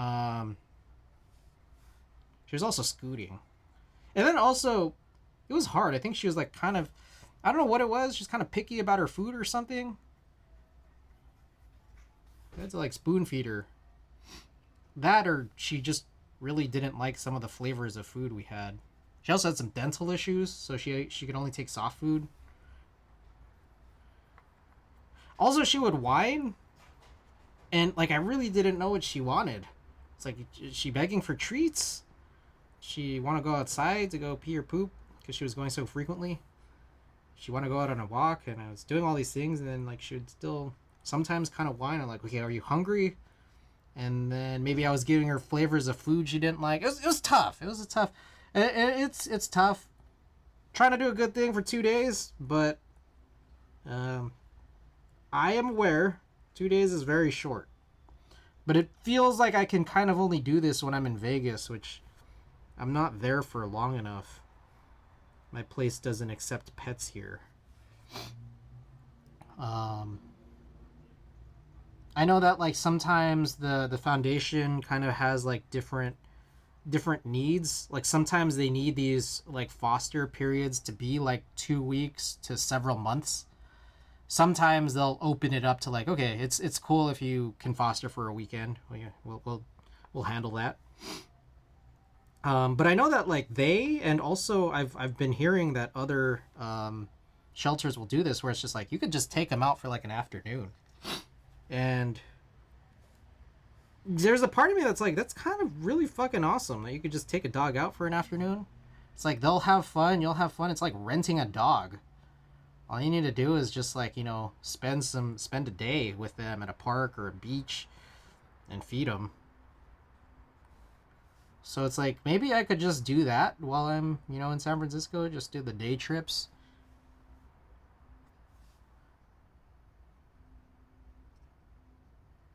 That way I don't have to bring them back to my apartment where there's cameras in the lobby and they'll be like, hey, you send out an announcement saying no pets, which I've gotten before. But they're like full building. Now, what's funny is that like, I don't know if there's like other... Oh shit, there's a ton of dust in this one. I don't know if there's other people in this building that have pets or something, like secret pets. But like, okay, so here's what's happened. I remember several years ago, like kind of when I just first moved in, I had some friends who would sometimes bring their dog. And they were doing this a couple times, and I was allowing it because, you know, dogs are lit. And so after a little while, I got an email from building management to the whole building, not just me, saying like, hey, there's no pets allowed. And that got me to thinking like, okay, did they just see me on the camera bringing friends in with, you know, the dog, or something else going on in the building? I don't know, because it wasn't targeted to me. It was for the whole building. This was several years ago. Now, the other thing too, though, is that like I have seen Chewy packages in the lobby. So I'm just like, wait a second, come on now. Also, there was a point where I had to renew a lease, and then it's all digital. And then there was like, it was grayed out. You couldn't click it, but there's like tabs. Tabs for the different sections of your lease. So you click on each tab, you just have to go and initial, verify, whatever. Then there was a tab, but it was grayed out and unclickable about the pet policy. And I'm like, this tab wasn't here when I first signed the lease.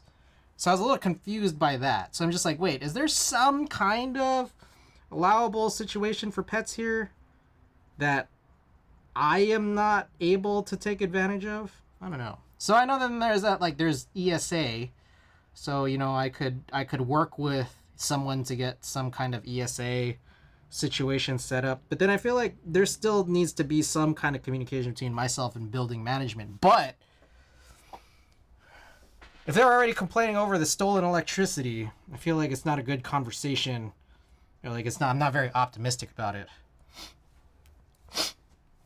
I'm pretty sure there are places now that people pay to actually rent a dog for a day. It's like, just become a foster parent, you know, or a foster pet person. You need to subscribe to Lease Premium for pet privileges. I know, and I can imagine that, like, you have to pay a bunch more for, you know, allowing a pet. I'd really like one, though, but at the same time, as it stands, it's already not ideal because it doesn't seem to be allowed. I haven't seen pets in my apartment. I've only just seen Chewy packages. But on top of that, it's like, okay, I have a balcony. It's a small balcony. But it's not super easy to just go outside. I have to go down a hall, take an elevator, go down the lobby before I get outside. So if my dog, you know, if a pet of mine would have a happy accident, you know, seems more likely than if I had some situation where I just open a door and a dog can go out. So living wise, it's tough. It's tough. All right. Anyways, okay, so we finished all this. You know what I'll do is I'm gonna grab a couple of bags for this stuff. So, okay, a few things here. I'll grab these blue films. I also think I do have another separate black film bag with just a couple. Here it is. So I'll pop all these films in my spare black film bag.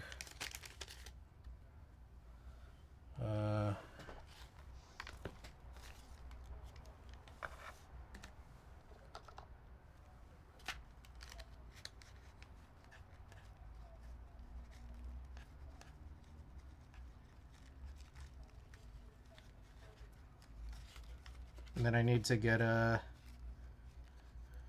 another separate bag just to label as hirose springs. That way I could free up some of this other stuff here. Okay, so that should be all of it.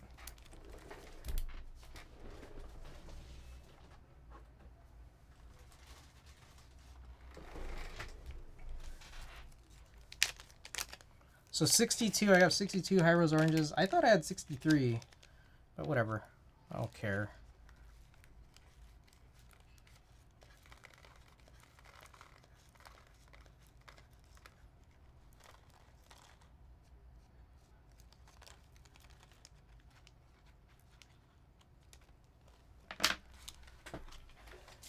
Oh shit.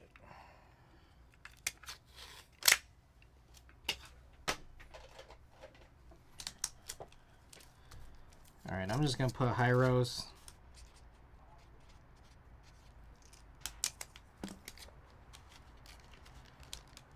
Alright. So we have freed up a few trays here, and then now I can just separate these. It's like I feel like these need to be retuned. Alright, what's crazy is I swear I retuned these, or I tuned these in the past. But as I'm kind of looking at it, these are just laden with dirt. It's kind of crazy. Some of these stems have like black markings on them, almost like someone put some kind of ink in here or something. So I'll show these off shortly.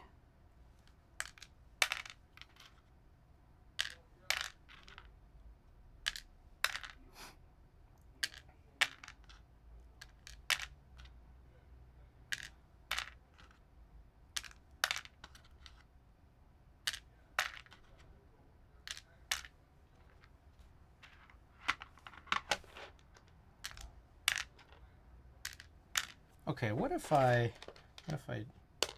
did this? That could happen with switches that have been used for a long time. Okay, some of these I can definitely see quite a bit of lube, but some of them probably not so much. So maybe it's that I don't need to add new lube. Maybe I'll just kind of have residual lube on a brush and then kind of just like, you know, brush around. But one thing I will do, I think, is lube the tops. I don't know if I did that last time around.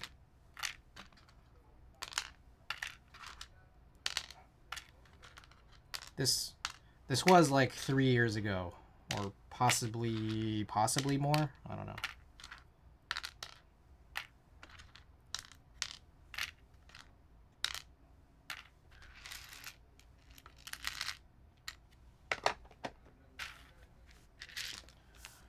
Okay, so we'll put this away. Meanwhile, springs. What spring should we use?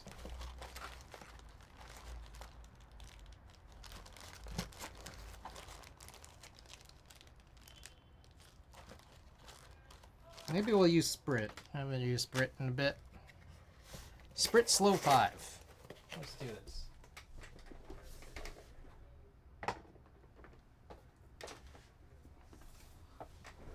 Sonus, welcome. Okay, let's show this off real quick. I don't know how well you can see, but you know, look at that. That leg kind of has like some black on it. Yeah, it's crazy. Some of these are like dirty. Some of these are dirty, and some of them just have way less lube than others. So yeah, this is gonna be worthwhile to redo. Just to have it be consistent with how I lube all the rest of my switches. All right, but before then, let's get some films on. I think this is just, yep, this is. Well, funny thing here is, I guess I'm only gonna do 60 because that's how I normally do these. Damn, bro, I just got done watching High School Musical for like the 100th time. But why? Do you really like High School Musical? Is this like a... Is that like your thing? I don't know, I'm a sucker for that series. Nah, he's real for that. I don't know, I've never been a High School Musical guy. I like those memes of High School Musical, but it's just like the sounds. That's the High School Musical meme series, right? It's just like you know, like pots and pans, the sound of pots and pans, and just like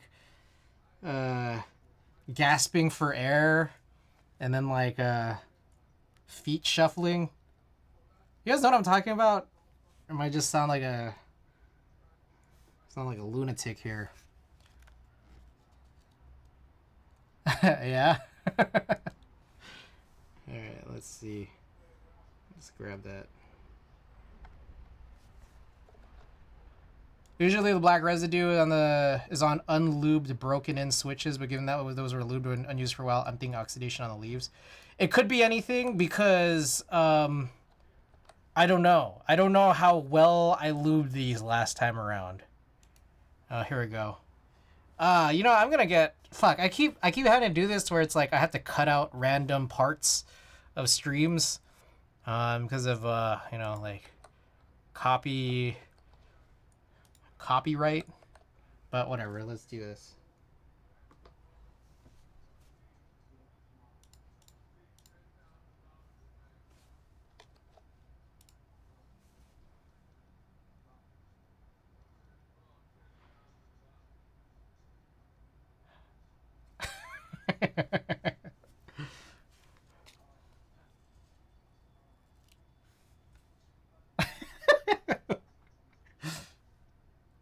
So good. All right. Well, that'll be a cut I need to do off of this VOD. It's just stupid ass teenagers banging on kitchen equipment. Yeah. A sucker for Vanessa Hudgens. What's Vanessa Hudgens up to these days? She chilling?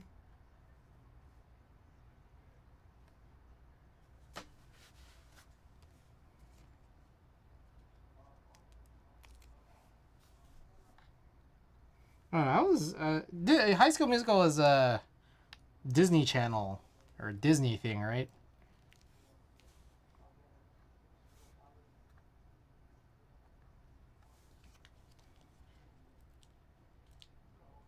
I was never big on like real big on Disney. Personally. I don't know, I remember as a kid having a bunch of like Mickey Mouse like memorabilia. And then other than that, I did like Peter Pan. You know, the old Peter Pan, which I realize there's at least one scene that probably wouldn't fly today. I was a Cartoon Network kid in SpongeBob. Yeah, I was more of a Nick and Cartoon Network, but also I think there was definitely things that's like I kind of aged out decently quickly.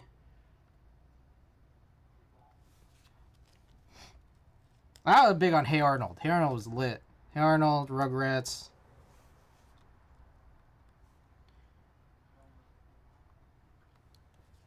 Hudgens was named as a global tourism ambassador. Oh, that's right. I remember reading about that when I was in the Philippines. I went to a museum in the Philippines talking about, you know, people in the world, like famous Philippine people around the world, and I remember Vanessa Hudgens was one of them. And I was surprised because I didn't realize she was Filipino until that point. Until I went to that museum last summer. Did Disney cancel HSM due to Hudgens leaks, or did they just not make anymore? I remember that happening, and I was in elementary school at the time. Was all the rage. What, the leaks? Jesus.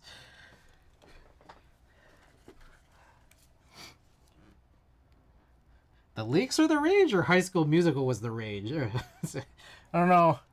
I don't know which ones you're referring, or which thing you're referring to here.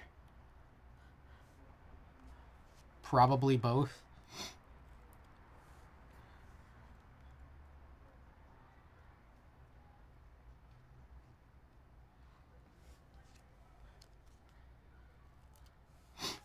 I don't know. My thing was, all right, not talking about the leaks, but I think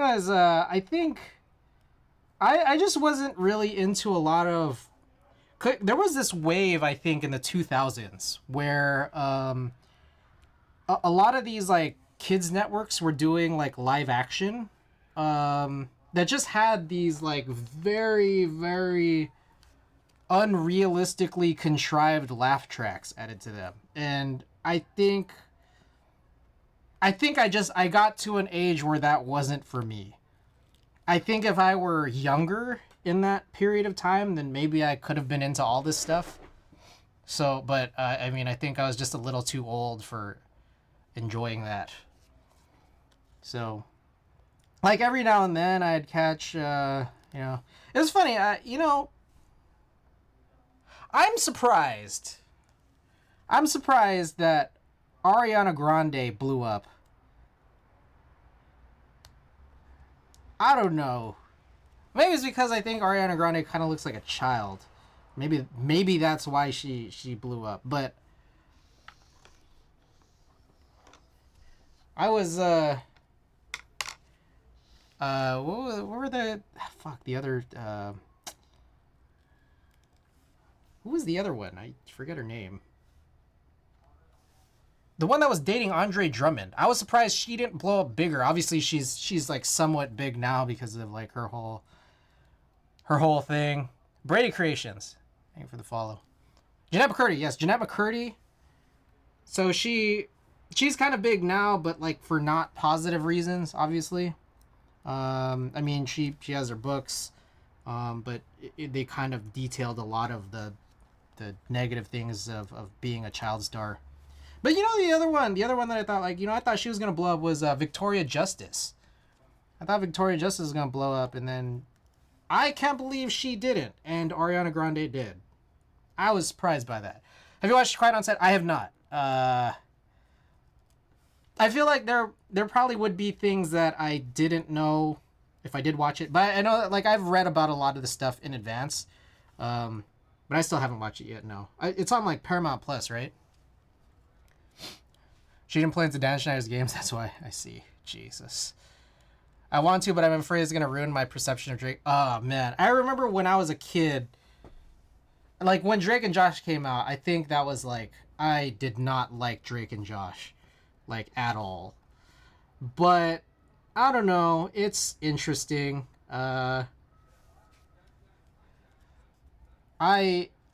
I think it's one of those, contrived laugh track shows, and I think I was just really, really not, I really didn't like that.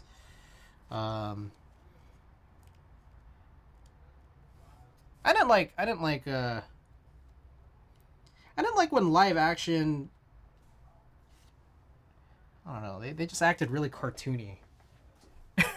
I'd rather watch cartoons if I wanted something that was really cartoony. And I mean, to this day, I still like cartoons, and if a children's show is going to be cartoony, it should be animated. I mean, Ariana does sing really well. Looking young probably just helps her case. Cartoons goated. Hell yeah.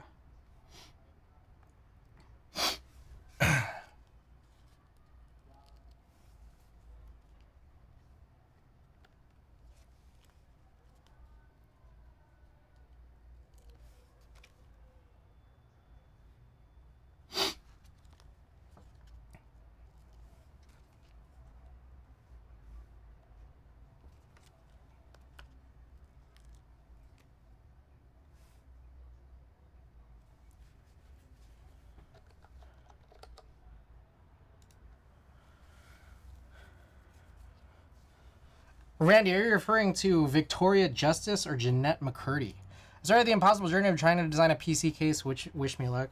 Good luck. Oh, you know what would make it less impossible is just make it badly. Just do a really bad job. If you do a really bad job, it's more possible. Kind of both, but I was talking about... Oh, I see. Got it.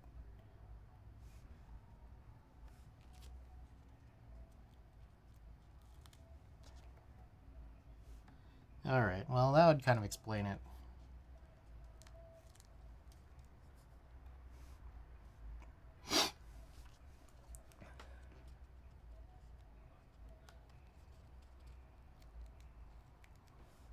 Ariana Grande was a side character on Victoria Justice's show, but by the end of it, she had the most screen time. That's really interesting. That's super interesting. Hardest part right now really is to figure out measurements for shit. I see.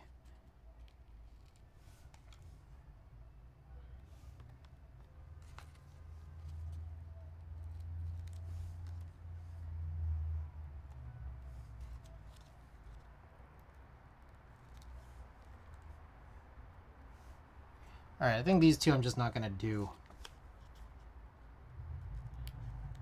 Maybe I should put those hirose springs back in those.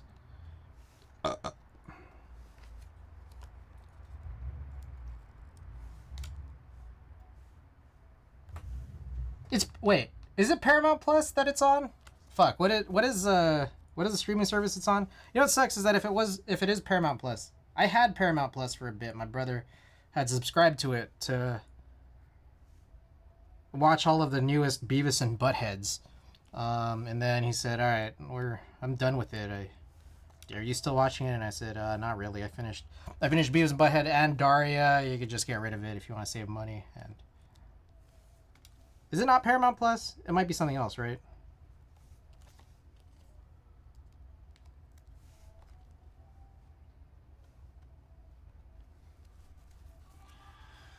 Alrighty. There we go. Okay. Let's bring back one. No idea. Maybe Hulu. I don't think it's Hulu. If it was Hulu, I'd have seen it. Because I have Hulu. Which is where I'm watching Dragon Ball. I never really did watch a whole lot of live action Disney Channel. Mostly just Zack and Cody. That's I raised in Hannah Montana. They're not going to follow any of them, though. I really don't watch any Disney Channel stuff. I'm not a big Disney guy. I think that's just what I've learned. I think Mickey is lit. That's about it. Mickey's pretty cool and, like, nobody else. I don't think anyone else... I don't really fuck with anything Disney. Clearly you are a different generation from me. Okay, what do we got? This. Alright. Okay, so this is going to be interesting because there is, like, a lot of dirt in all this shit. So some of, like, I think brushing the tops is going to also be kind of cleaning them / dirtying this brush. Let's find out.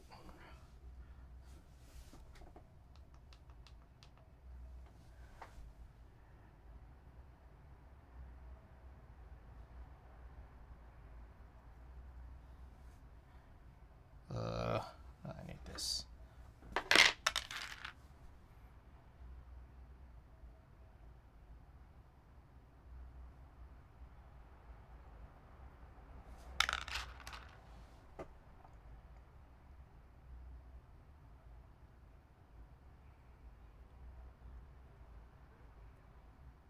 You guys remember Clarissa Explains It All and how she would just, like, you know, break the fourth wall talking to the viewer?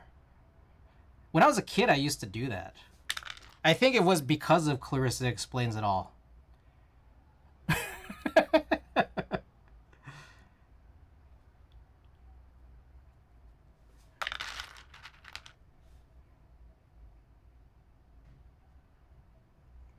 And I slept in the same room as my brother. And he'd be like, are you talking to yourself, like, at night? I was like, no.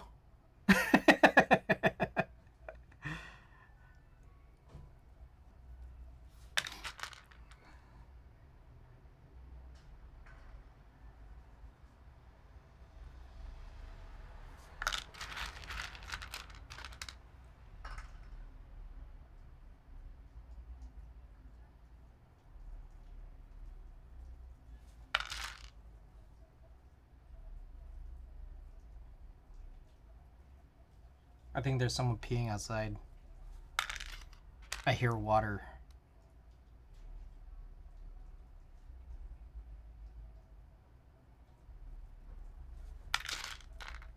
Remember Secret Life of Alex Mack? And how she could turn herself into slime? That was cool.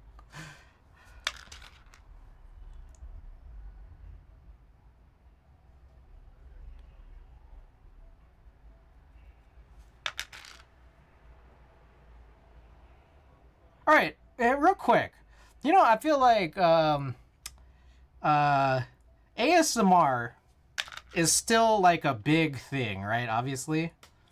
But like it seems like ASMR slime had a pretty crazy fall off. Like ASMR slime, specifically slime, was like huge for a bit, and now like I feel like it kind of disappeared.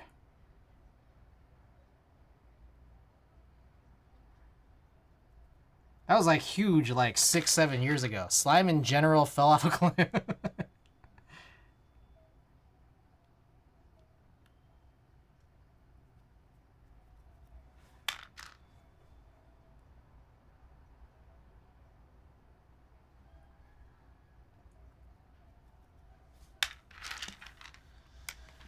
Alright, I'm gonna turn this a little bit because I'm not even using the station. I'm just doing this.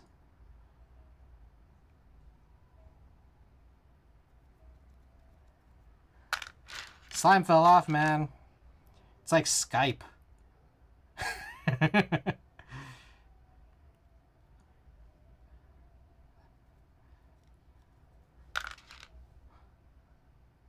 Slime was just, or I don't know which one fell off first.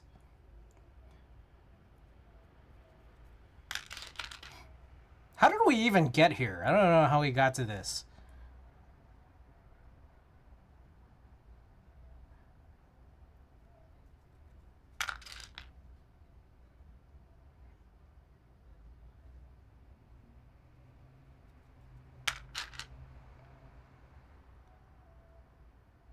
Also, I think I got sunburnt. While I was in Vegas, I had to sit in traffic to and from the shelter. Picking up and dropping off a little crunchy. And then I also went on a couple walks, and then like one of the drives and most of the walks, I didn't wear any sunblock. So I ended up buying some aloe vera earlier, or I think, was it last night? Earlier today or last night. It's supposed to come in tomorrow. And I'm just like, I don't want to open that package without streaming.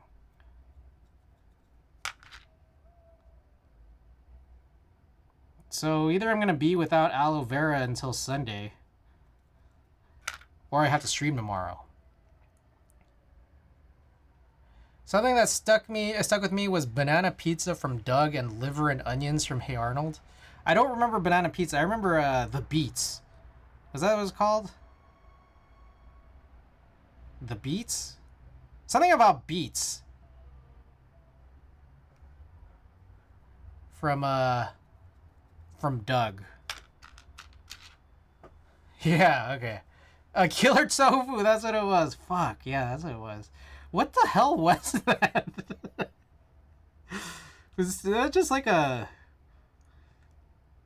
like health food propaganda for kids? Is that what Doug was about? Or was it the opposite? Calling it killer tofu. Gamble Shroud, welcome back. I never tried liver and onions. Liver and onions sounds familiar, but I don't remember exactly. Was that like a grandpa thing? Him having to go to the bathroom constantly because of liver and onions or something?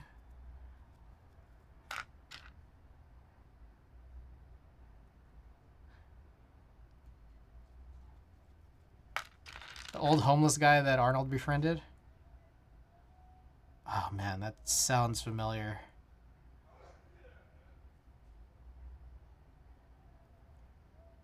I follow Craig Bartlett on Instagram.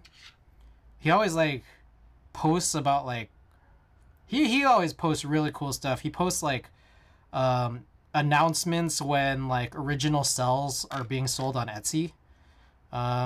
He posts like fan art, like other people's fan art of Hey Arnold. He posts like Hey Arnold, like other like stuff in other languages. And then he like posts a lot of like behind the scenes kind of stuff, like just like concept art, just like things that had to be cut for whatever reason. I love Craig Bartlett's Instagram. It's super cool. He posts birthday wishes to a lot of the voice actors. Had a gripe with Grandpa. I gotta look this up. Liver and onions. Hey Arnold. I'm pretty sure if I look it up, I'll remember.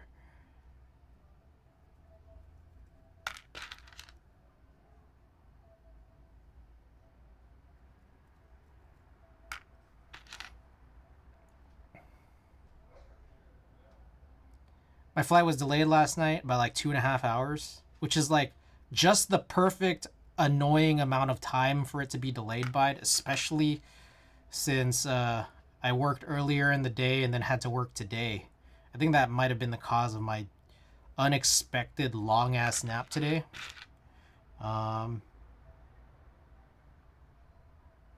it's just like there was one bar playing the Laker game that Lakers lost, obviously. Other than that, I was just like, fuck, I don't know what to do. I don't know if my plane is gonna have like any place for me to charge my phone, so I don't know how much of my phone that I want to use while I'm just like sitting around. Terrible. And then like I got home all late and I'm like, fuck, I gotta like clean up. I ended up just knocking out really hard after a while, but anyways, while I was at the airport, I was like, oh shit, I forgot I have my Switch. So then I started like playing on my Switch. I can't really play Splatoon, which is the only game that I really love, obviously. So I'm just like running through all my games and I'm just like, fuck. I got to a point in Super Mario Wonder where everything is hard. Donkey Kong Country Tropical Freeze is really hard from the start.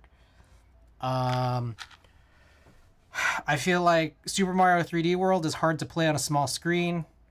I kept fucking up in New Super Mario Brothers Deluxe or whatever. Oh fuck, it wasn't Doug, it was the... Oh, okay. Yeah, I remember now. The itchy and scratchy guy. Okay, yeah, alright. I was like, liver and onions. That sounds like some shit Grandpa would eat and then he'd have to like rush to the bathroom.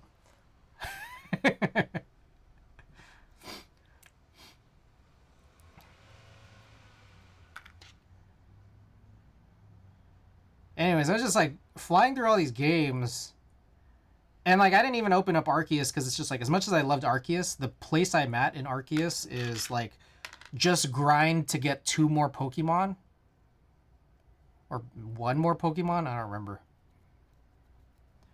And it was just like, then I have to like look that up and then like waste more of my phone battery trying to figure out what to do. And then I opened up Brilliant Diamond, Pokemon Brilliant Diamond, and I'm just like, I remember why I stopped playing it. It was because grinding to be powerful enough to beat the Elite Four was such a drag because there were like no available high level trainers left. So then when I turned on the game, I was like, where the fuck am I? I don't know why I'm here. I like have all these late level 50 Pokemon and I'm in a grassy patch with like level 15 Pokemon. I'm like, fuck this. So the last game I ended up opening up was Animal Crossing. And I'm just like, man, remember when everyone was really into Animal Crossing? That was crazy. I think about that every now and then. It's just like, I miss that. But at the same time, I think I'm at a stage where I'm just like, I wouldn't bring it back. I think it's just a very hard thing to get back into. But it was, that period of time was really fun, you know? Honestly, those things during COVID I miss. I miss the feeling but I don't know that I miss actually playing Animal Crossing as much. And yeah, I think the biggest downfall of Animal Crossing was that big ass DLC update just came way too late. I think that was the big downfall. If it came earlier, oof, I think that game would have had like such like much more of a rabid lifespan. But a lot of people had dropped off before that update came.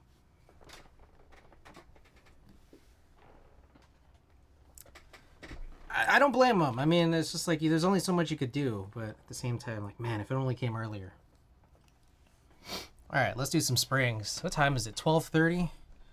So it'd be springs and stems. That feels like a 2-hour job. I don't know if I'm gonna be streaming for super much longer. I've only been streaming for 2 hours, but I don't know if I'm gonna go to 4 hours. So I think what I'll do at the very least is get through the springs and then see how I feel. Yeah. Good idea, Chris. I don't miss having to stay indoor and masks and vaccines and not being able to do shit, but all the games, keyboards, online community I actually enjoyed. Yeah. And I know that a lot of people have had a lot of different experiences, but I know that I'm definitely super lucky, super privileged, because for me, like that era, just kind of felt like playing hooky. Is really what it felt like. And I know that a lot of people were fucked, but that's what my experience was. And this idea of playing hooky, that that was fun.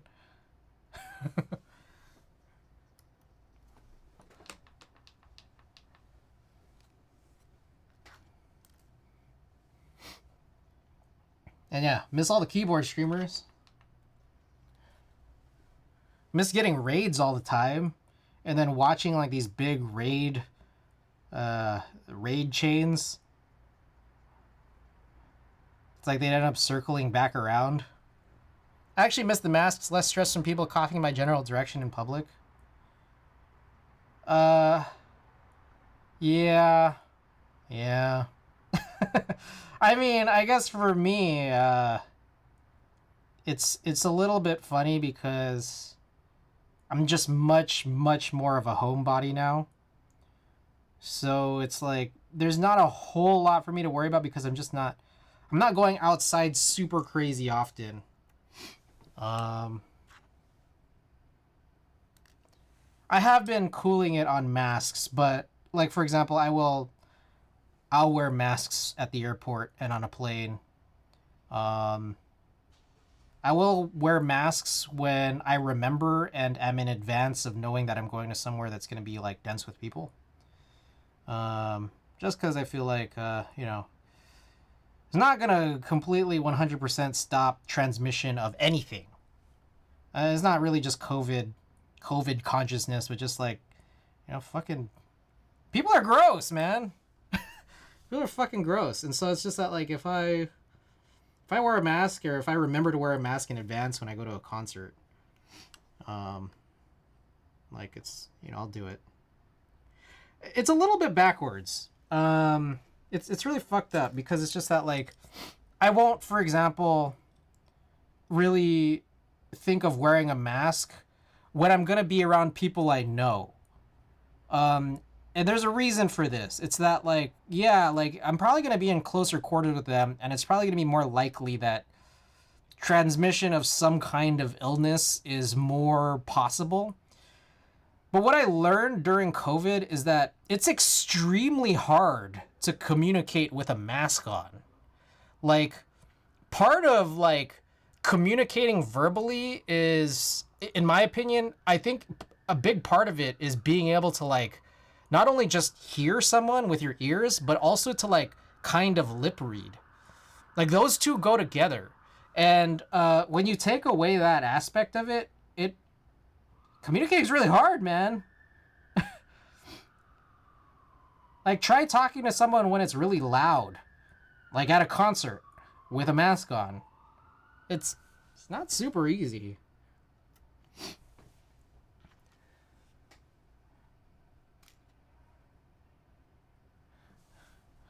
So I don't know. Just a little backwards, but it's like, again, if I know I'm not gonna be talking that much, or I'm not meeting up with people I know, I don't trust you,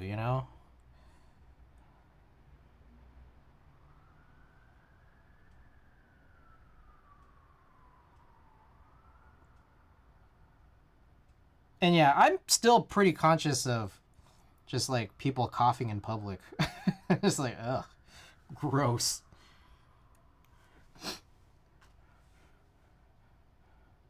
Not even like, not even this idea that you're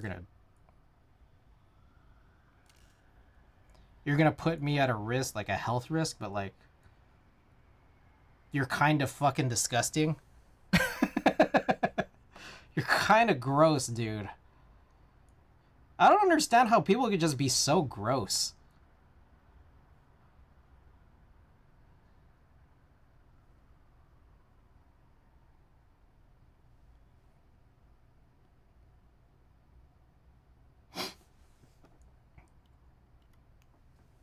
It's funny, pre-COVID, I don't care in the world for like trivial diseases, but now I'm really freaking hypochondriac. I'm not a hypochondriac. I just think people are fucking disgusting. I don't like. I just I just. Ugh, man.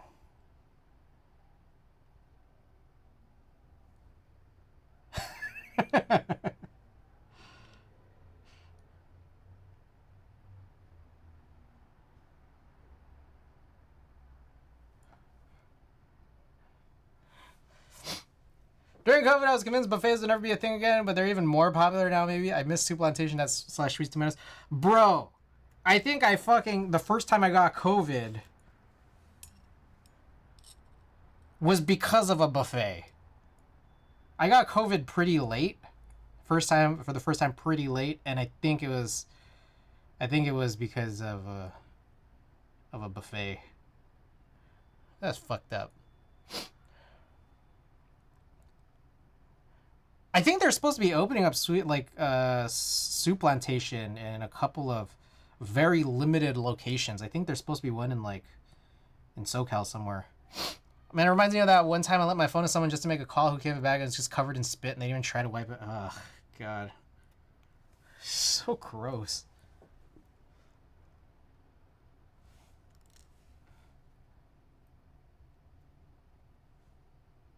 All right, you know what? I was just gonna say it. You know what I'm talking about? Not just not just like coughing, illness, spit, cough, cough, whatever. I'm just gonna say it now. I feel like I've seen enough people telling themselves just like videos that kind of go like under viral, or just like porn, where it's just like, how the fuck could people just like have like cum everywhere? You know, all right. I don't know if there's much more I need to say than that, but it's just like how are people having this much sex and then just like not cleaning up after themselves? Like people just leaving everything everywhere. I'm just like, what the fuck? Like, this is really gross. Like, you know what I mean? Am I crazy? Like, I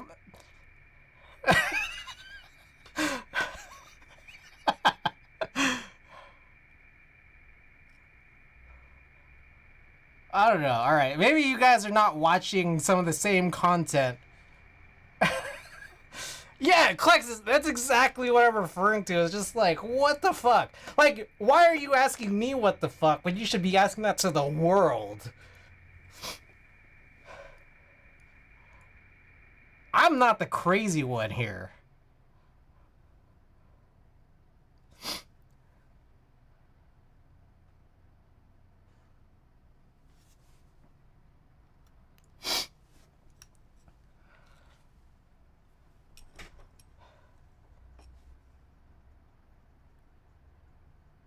I really am not, man. It's like I don't know how people go to each other's houses.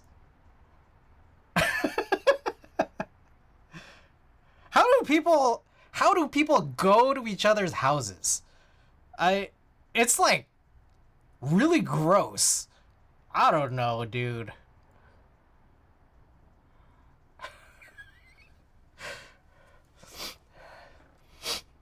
To be fair, it's not all cum, but there's a lot of pee. Is that hat lined with tinfoil by any chance? Chris just being here, like the girl coming around, just dresses up, packs up her stuff, goes home, the camera turns off. It's not even, this is not gendered. This is not gendered at all. Some people, I won't eat their cooking. Rightfully so, man.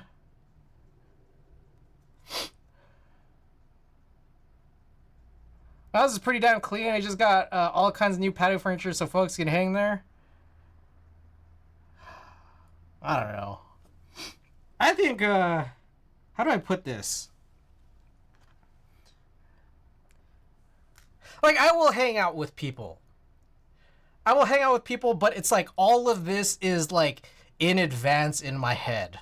Like, and I think that's the important thing, is just prepare for it. But people are fucking disgusting. I don't know.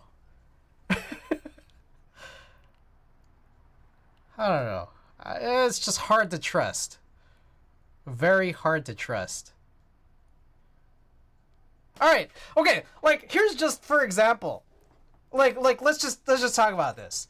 In a heterosexual relationship. Why the fuck are we telling people when we're pregnant? Like, oh yes, you boned.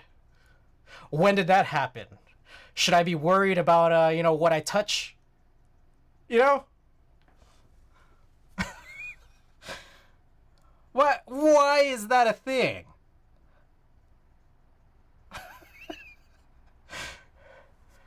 Made it 54 years without telling anyone that. Yeah, the weird part is when people tell when they're telling people they're trying for a baby. Oh, we've tried so much. Yeah. The boning part is not the focus of, hey, I'm pregnant.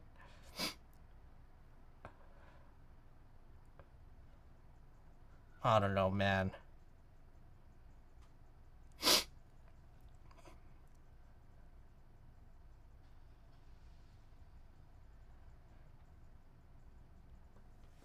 I do not want to know if folks are fucking regardless of the outcome, just don't care.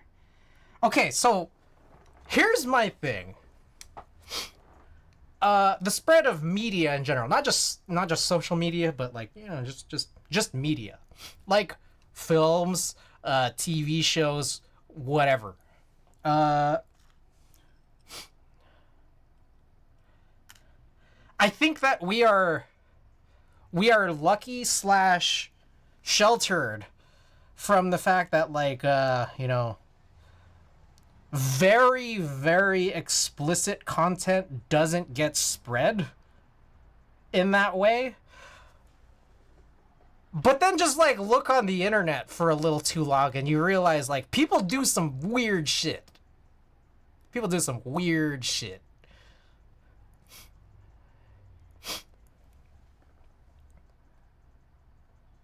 Twitter replies disagree. Okay, okay, here's something that comes to mind. Let's just put this out there. Okay, fictional piece. This is admittedly a fictional piece. But there's this Netflix show, BoJack Horseman.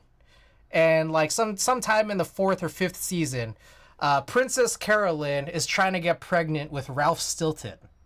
And they're actively trying, but it's a challenge, right?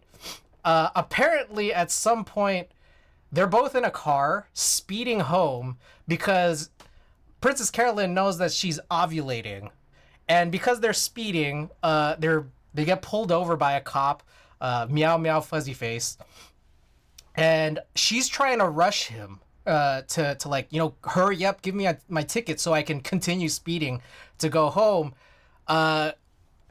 Officer Meow Meow Fuzzy Face finds her to be, pretty hostile, so they decide to arrest both of them, both Princess Carolyn and Ralph Stilton.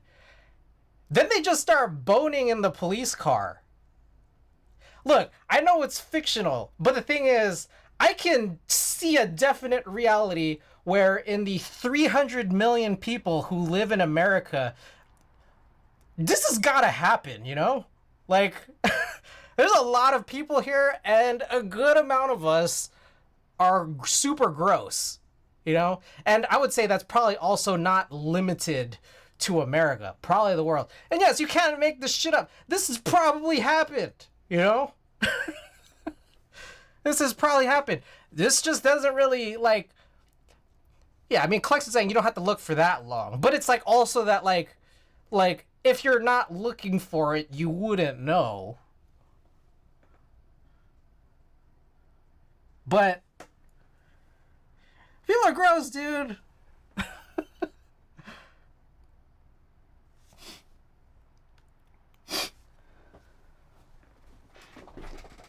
People are super gross. Anyways.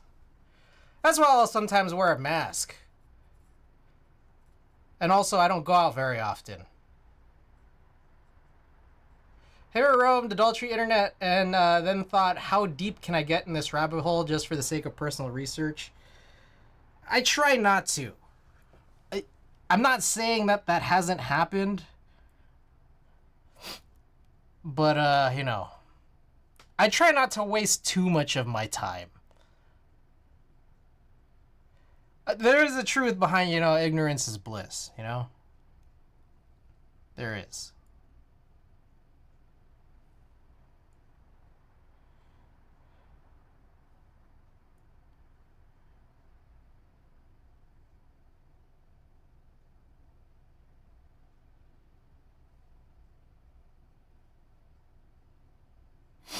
That is true. There's a lot of fuckery going on the internet. Yeah. A lot of rage content too, but that's like a whole... that's a whole different topic.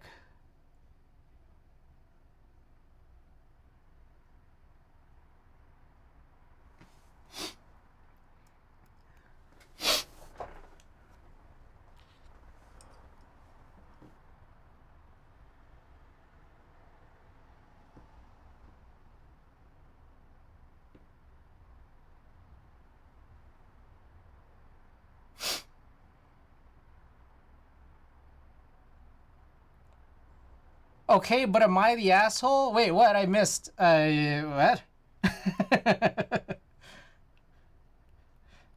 Are you talking about am I the asshole content?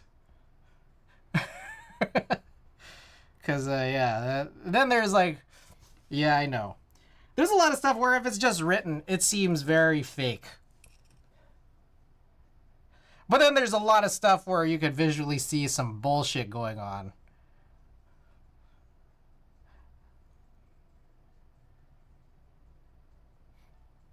BoJack is one of the best shows I've ever seen. Highly recommended. I think after 10 years, I think I'm finally done with it. I've watched it and rewatched it so many times, and I think now at this point I'm just like, yeah, it was a good show. I don't need to rewatch this for the literal like 50th time.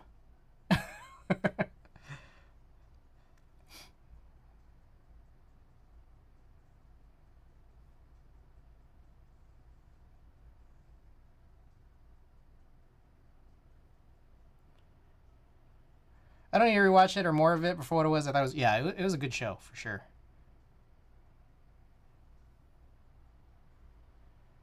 Yeah. One of the best animated shows, I think, out there for sure. One of the best shows, period, I would say, even.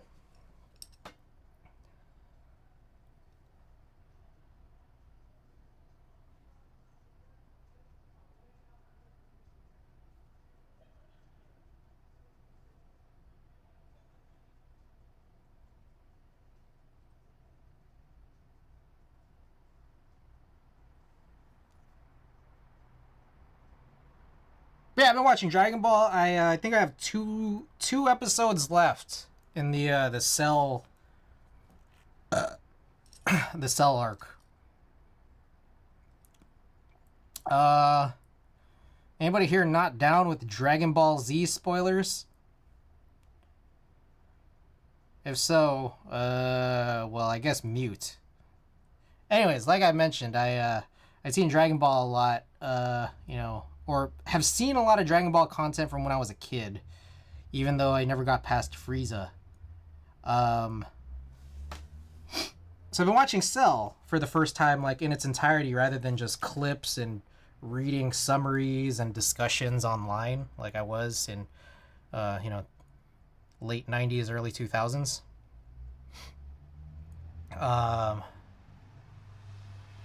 It's funny because there's a few things. I was talking to a buddy of mine, and I think I agree, which is that, like,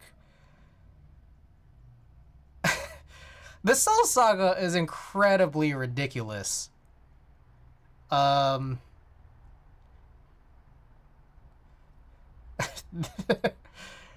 There seem to be, like, very many of these. Okay, at least two. At least two times in this saga where it's just like, they could have just ended this saga now. This could just be done by this point. And then they just let their enemies get more powerful. Like, this is ridiculous. It's like such a ridiculous trope here. It's just like, there's no point here. Let yourself get more powerful. I don't want to kill you. There's no point in killing you. You're too weak. Also, another thing too is that, like, apparently I totally 100% misremembered an entire detail from the Cell Saga that I thought I knew, which was I forgot the reason why Gohan turned Super Saiyan 2. I thought it was because they killed Goku, or that Cell killed Goku, but no, Cell killing Goku was after he turned Super Saiyan 2. Apologize if that's a spoiler to any of you guys. I forgot that it was because of Android 16.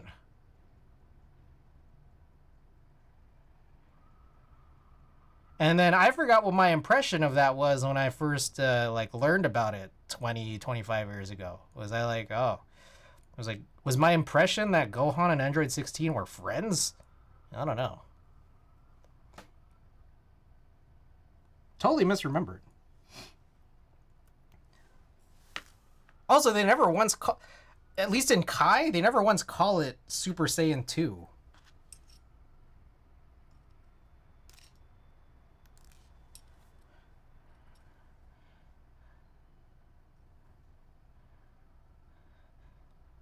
They have this form where they just get really crazy buff. Super crazy buff. And then I looked it up and, like, what is this called? And then, like, I read on some, like, fan wiki that, like, there's no official name for it. But they just, like, call them, like... There's, like, made-up names for it. And there's just, like, Super Vegeta, I guess.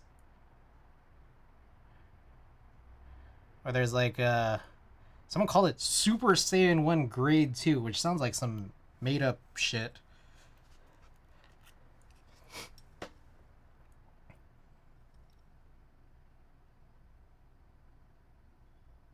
Alright, I need more. Would you look at that? I need more lube on this lube ring. And I haven't gotten halfway.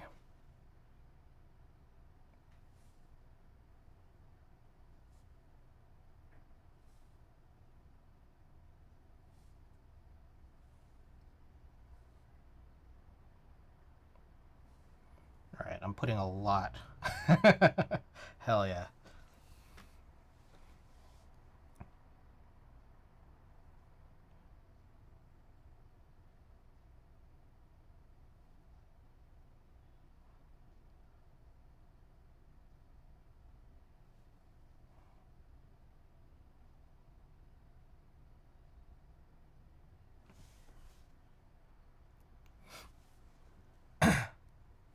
All right, more news and notes. So I have this is stream 1 of 4. I'm trying to stream every other day up until my next break. So I have 3 more streams after this before I go on another long break.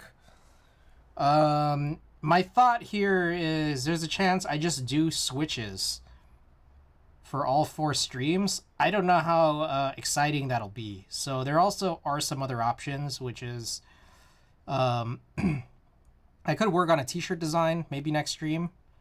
I could play some Splatoon because I haven't really played a whole lot since my first break, and might not be playing a whole lot when I go overseas. I'll have to see. Do want to do at least one other Switch tuning stream though, so might be on Tuesday-ish, if not also on Thursday and Sunday. But another option is I could work on a K rebuild. I also could work on that pretty pointless Falcon rebuild. The EC Falcon, where I just go back to using the 6U plate.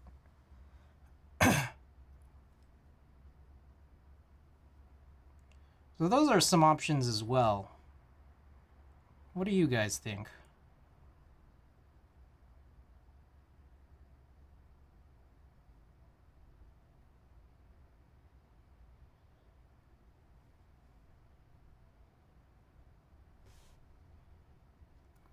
Maybe I could run a poll.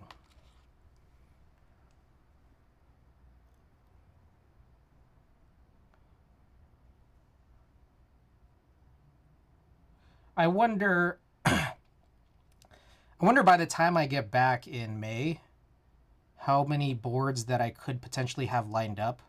I wonder if the PCBs have made it to All Hex yet. I know that Shrife's supposed to be sending some stuff back to me as well. We'll see. But I don't know if boards are going to be here by mid-late May. One would hope, but I don't know. So if they're not, I would just hit the ground running with photo stuff.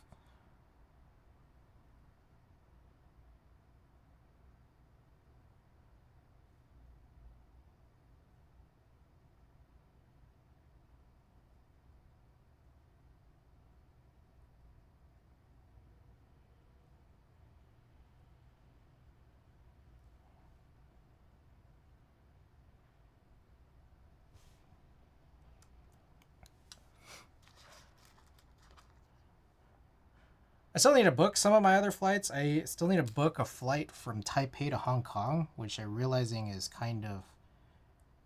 I'm really procrastinating on that. Also, I'm supposed to be back in Vegas, so I can drive my brother's car back from Vegas to LA. So I need to plan that whole thing out. And when I do that, I might pick up another foster dog.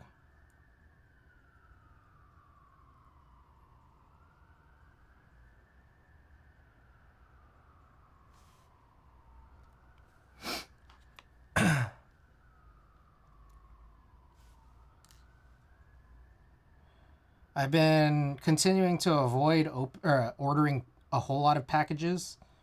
Again, as much as I really like PBB and kind of want to continue buying some PBB stuff, it's kind of just doesn't seem like the right time to order if I'm going to be gone for so long. Same thing with key sets and other shit. But I did instead buy a bunch of stuff while I was down in LA.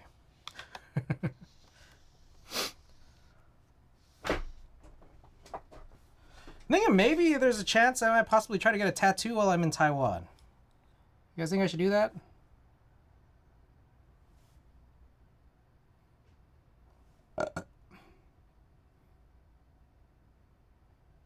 Do it. Also, there's a part of me that also kind of wants to, like... I don't know if it makes sense. But, like, maybe try to do something crazy with my hair. I don't know, just get it colored or something.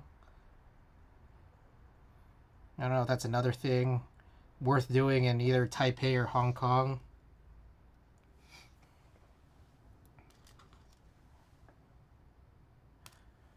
Also, does anyone have any suggestions on what to pack and not pack? I'm guessing warm clothes, don't pack that. Like, what should I be bringing?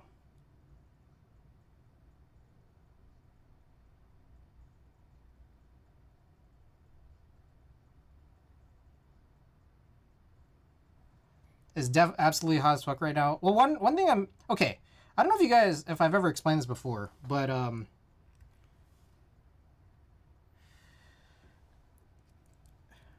controlling temperature when I sleep is really weird for me. I've been trying to train myself to be better, but man, it's fucking hard, man.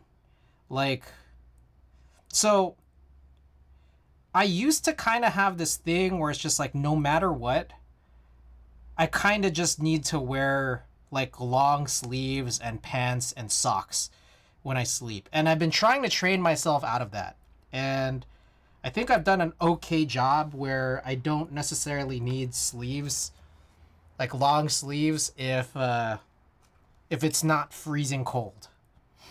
But one thing I notice is that, like, unless it's really hot, if I kind of in a lot of cases, if I don't wear pants, I'll end up super cold but sweaty when I wake up, like on my legs. It's really weird. But then, like, I'll wear pants and then, like, I might be sweaty, I might not, but at least I'm not like cold. So then I'm just like, okay, I know it's hot as fuck right now, like in that part of the world. There's a part of me that wonders, like, okay, well, knowing that it's hot as fuck there, are the places I'm staying at gonna have AC? And if they're gonna have AC, am I gonna be cold indoors? And then if I don't have AC on and temperature control, like, controlling temperature is just somehow weird, then what? I don't know. That's why I'm just kind of like, okay, I don't know if I'm supposed to pack anything warm.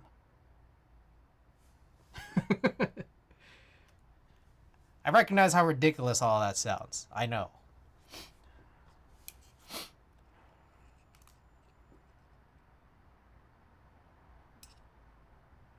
Taiwan weather right now looks both rainy and hot as fuck.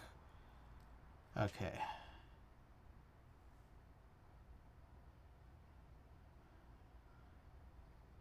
"91 degrees with thunderstorms." Okay, so... man, I don't know what to do.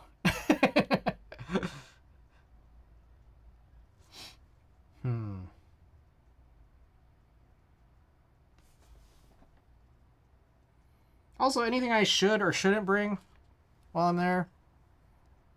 Like anything other than clothes? I mean, probably for me, it's just the typical, I'm going to bring camera, Switch, my laptop.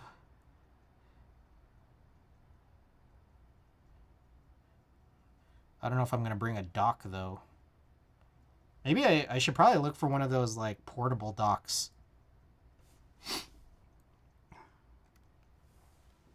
How's LA? Yezi? Welcome back. It was good. Oh, I didn't go to Coachella. I forgot to mention that. I already kind of mentioned it before, but I did not go to Coachella. I watched Lee Seraphim's second performance, and it's funny because I didn't like it as much.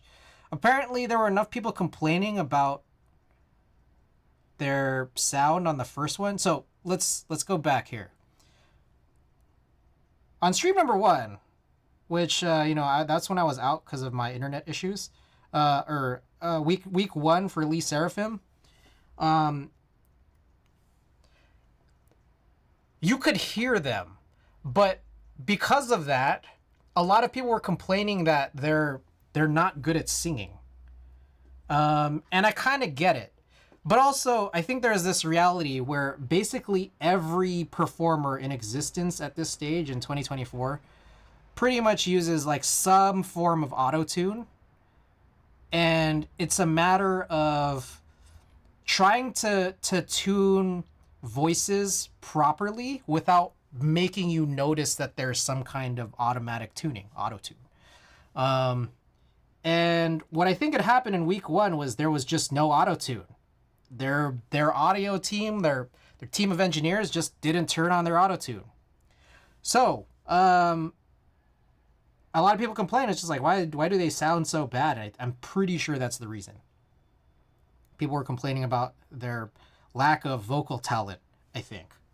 That said, I still love Lee Seraphim. I think Impurity is one of the best songs to come out of Korea in a very long time, in my opinion. Straight Up Live Mics, yes. So then weekend 2, what I was really disappointed about was that they didn't turn any auto-tune on. What they did was they just pulled up the backing tracks like crazy. So it's kind of like, this happens a lot, I think, in hip-hop, like live events, where it's just like they just have really, really loud backing tracks, and then it just sounds like you're just listening to the song and not a performance. And I didn't like that. Personally, I don't like that. I want to hear them sing. I liked week 1. I liked week 1's performance. I was bitching about a whole lot of nothing, in my opinion.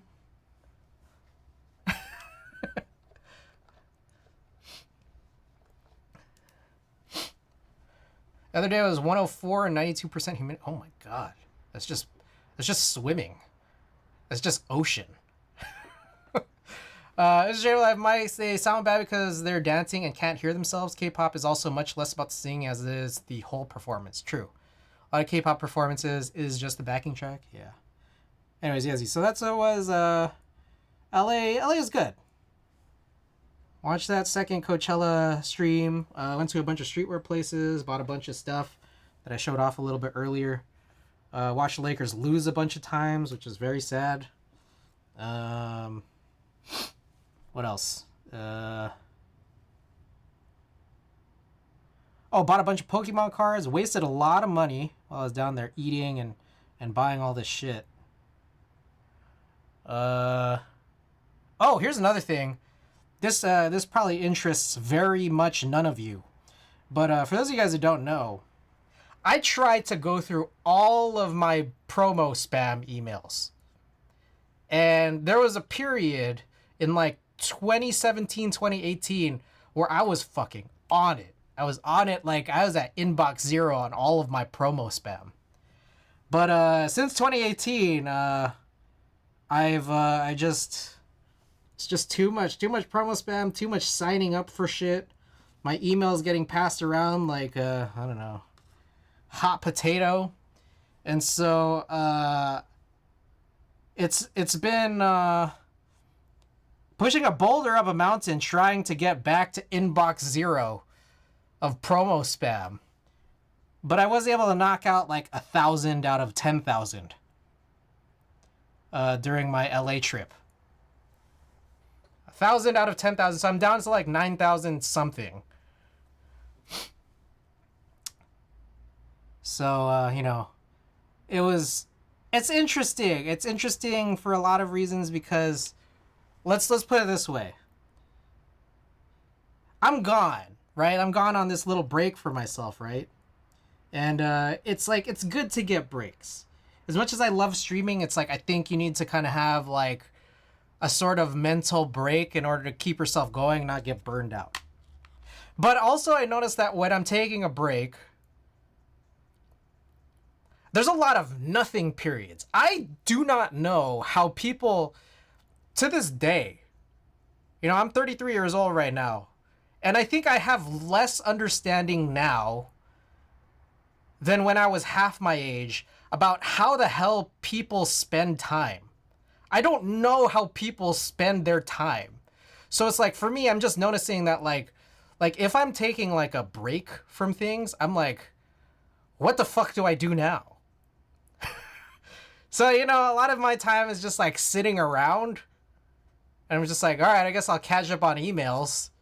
You guys are trying to get a high score? I feel like the opposite is just, for me, I'm just like, I gotta feel like I'm complete. I watch you, and I appreciate that. I do.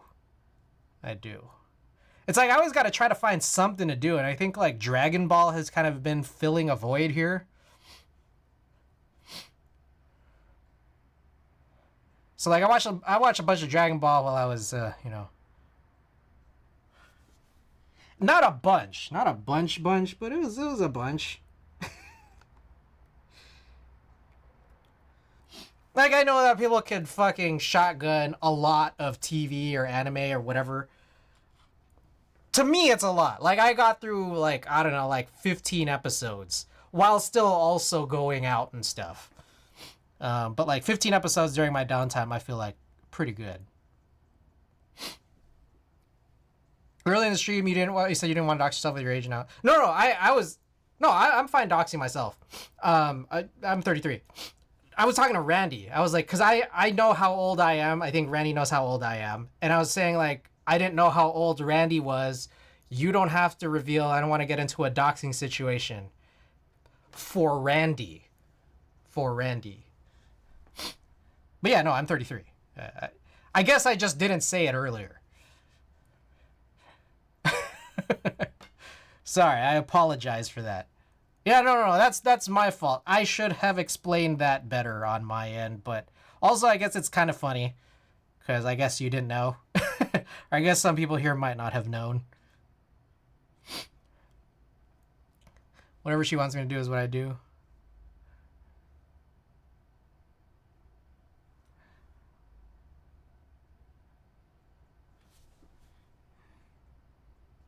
All right. Honestly, I think I'm going to wrap up after Springs because I'm hungry. So after that, we're going to see how my printer's doing. Set up this giveaway. Send out more of these brand new stickers. We got a bunch of Watagaki stickers and then also the new stream stickers from last time around.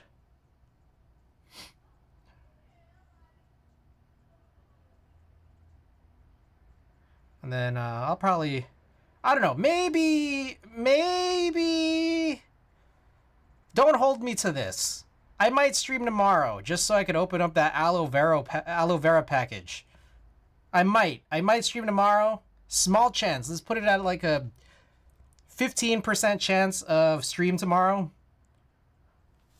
But I will definitely be streaming on Sunday. And if I do stream tomorrow, it'll be me finishing these switches. If I don't stream tomorrow, I'll finish these switches off stream. One thing we probably ought to do though is whatever Sunday's stream is, what to do during that. So maybe I'll run a 10-minute poll here. You guys could get to voting here.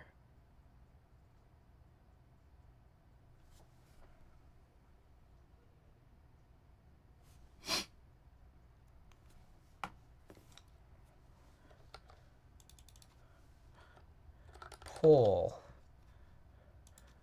What to do Sunday 4/28 stream?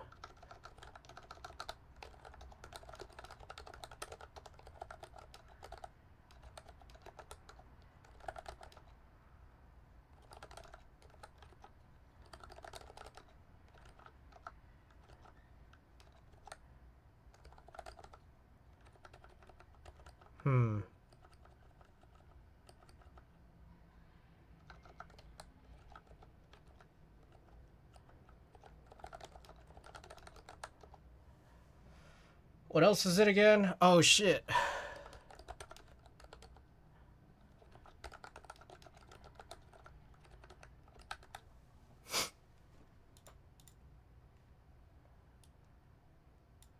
All right.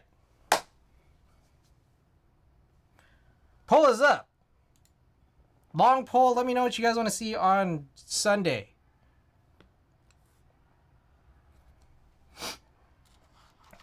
But yeah, tomorrow, if I'm bored and have nothing to do and really need the aloe vera and want to finish this on stream, I might stream tomorrow.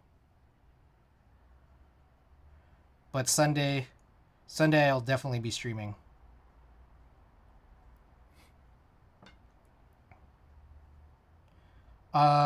I've had this t-shirt design in mind for a long time, and I think it's just gonna be, it would just be that one t-shirt I'd be working on and just trying to figure it out, and we could do it together. And I don't know if that'll take super, super crazy long. It might. I don't know yet. But if it's really short for some reason, then we'll do some Splatoon after. So that's one of the ideas. Other than some of these other rebuild stream ideas or Switch tuning. Which again we'll run a poll for what to do.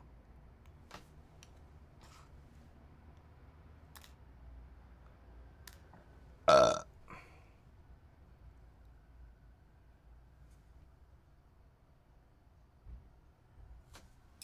there's some weird shit on this. It's like a weird dust.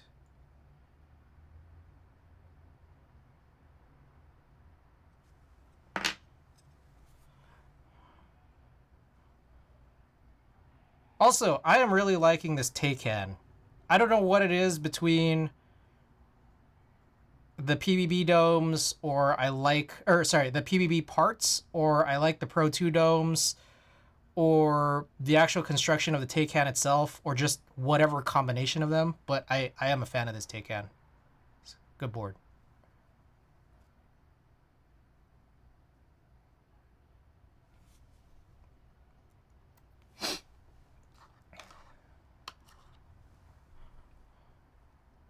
Like how it sounds, like how it feels. It's real good.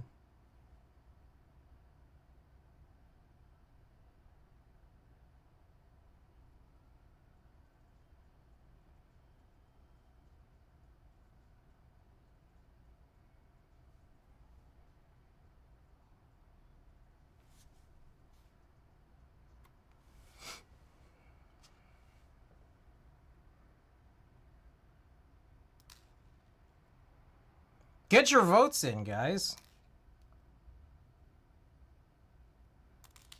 Also, let me make sure I don't have any other news and notes. I got something, a question. So I saw earlier, it's already over now, but Novel Keys was having a sale on the Salvation. Is the Salvation HHKB-ifiable? Is it just a tray mount? Like, I know that like it's like kind of an interesting leaf spring situation configuration thing, but like, does it just mount to the bottom, or how does it work?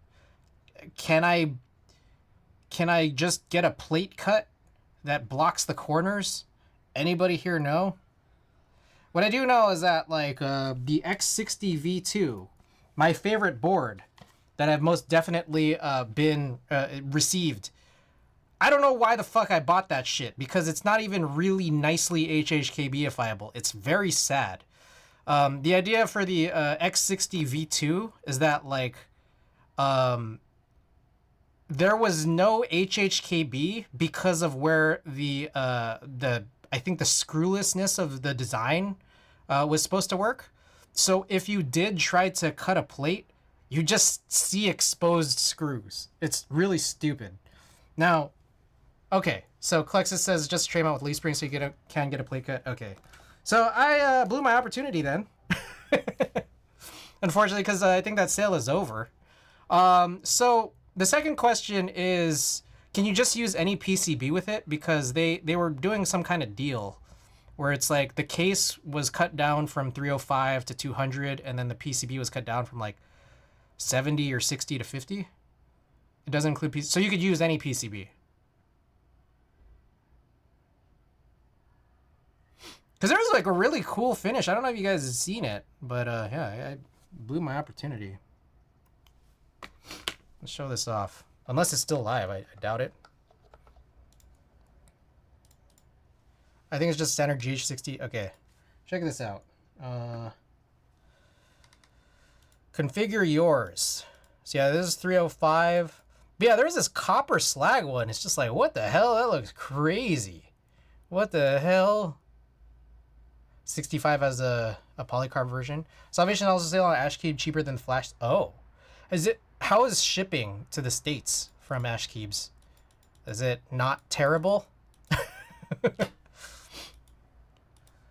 And do they have copper slag? All right, and then can you... Wait, does this even let you buy it without a PCB? It seems like it doesn't. They don't let you buy this without one. That's okay. I take issue with that, you know? Just let me buy the board without the PCB. All right. Ashkeeb Salvation. You can buy just the board? Wait. I don't see that option on novel keys. Now, that said, null and void because I don't want to buy it at full price. I'd rather buy it on sale. So let's take a look if you could do that on Ashkeebs. Keyboard. Man, what the heck? Dude, this is a crazy... Whatever. All right. Choose an option. There's no copper slag option on this, though. Damn. I blew it, man. I blew it. You remember the PCB from cart? There's just a different listing about just... Oh. Damn. Okay. Well, I didn't know that. I don't think I would have figured that out. That said, I still blew it.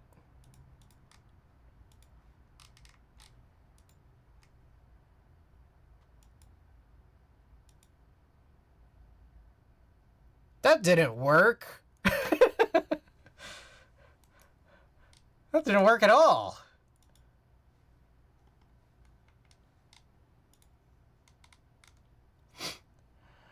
Wait, browse components. Ah, okay, I found it. All right. Well, oh shit, what the fuck? What's going on with my mouse? All right, I see it now. Yeah, that said, still just blew it. Can't get this, oh shit, copper slag until the next sale. Whenever that may be, if the copper slag still exists. That's a crazy looking board.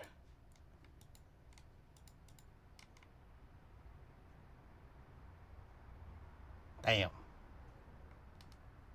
I blew it. Hopefully they add the raw sapphire eventually too. What's raw sapphire?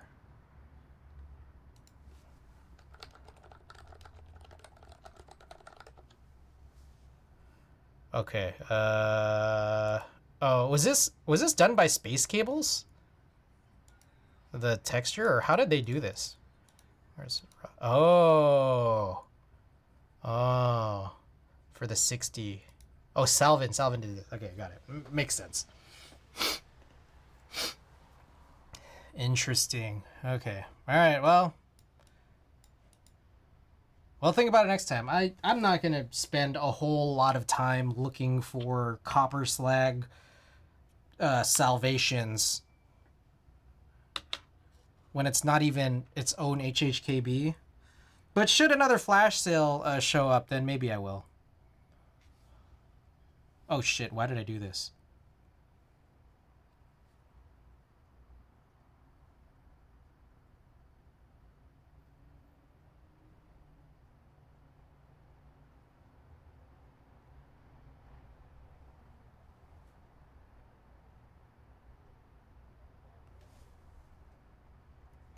All right. Oh, get your votes in. Poll is almost... Oh, shit. Poll is almost done. Let me know what you guys want to see. It looks like KV2MX rebuild is going on. So that's got the big lead unless anyone votes en masse in the next couple seconds. But that'll be an interesting one because I want to definitely want to get those switches out and do a spring swap of the switches in there and then just change the switches in the KV2 entirely. So sick. Hey, I don't know if I asked before, but what did you do as a software engineer? Primarily front end. I mean, did. I don't know how to explain this. Not did. Do. Mostly front end.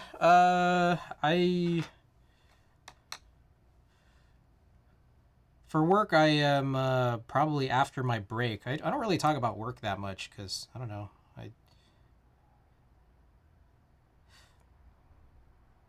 At the risk of someone from work being in here on this stream, I will just say it anyways. I don't find my work to be like super, like particularly exciting.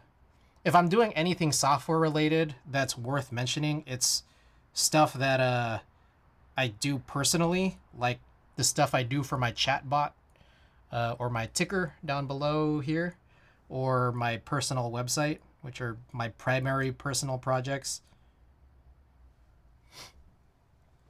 Just got to do just something I got to do, I guess. Yeah.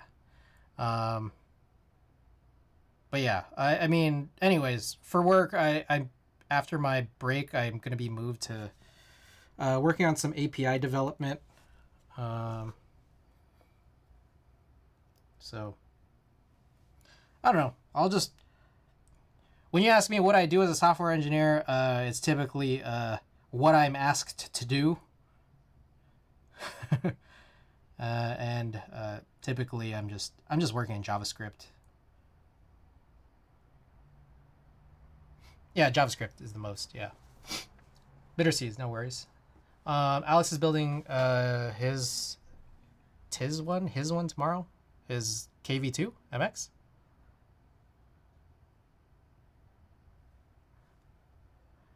For those of you guys who don't know, I would highly not recommend KV2 for EC.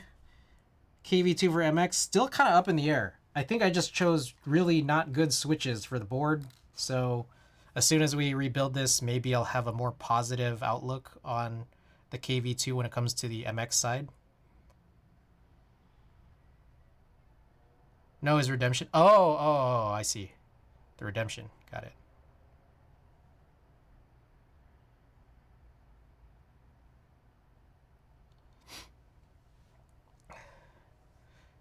I'm in school for application development, so I'm just sponging as much info as possible.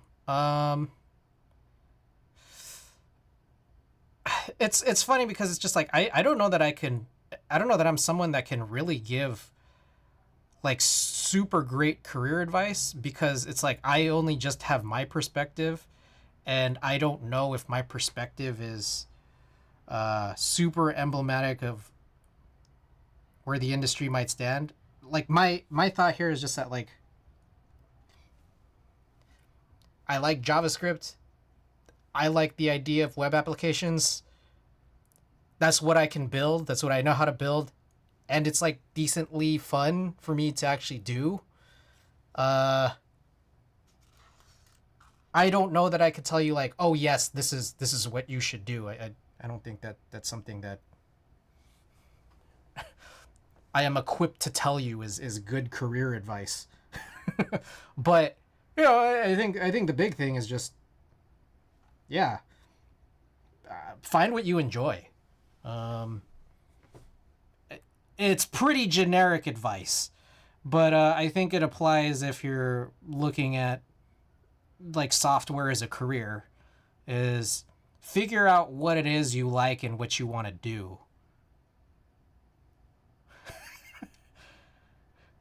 And I apologize if that is unhelpful.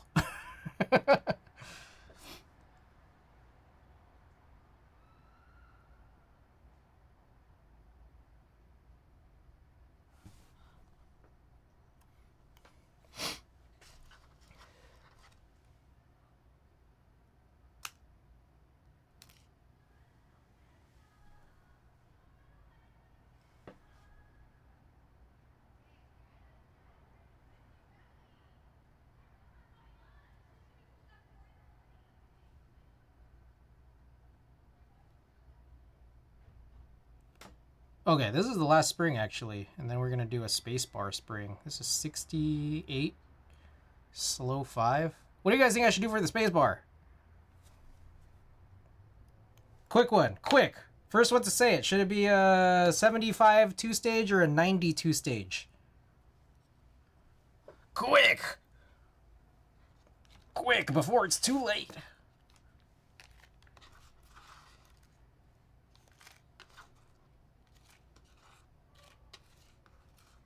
$90? Alright. Anubis said 90, so I guess we're doing 90. It's just how it works. First one to say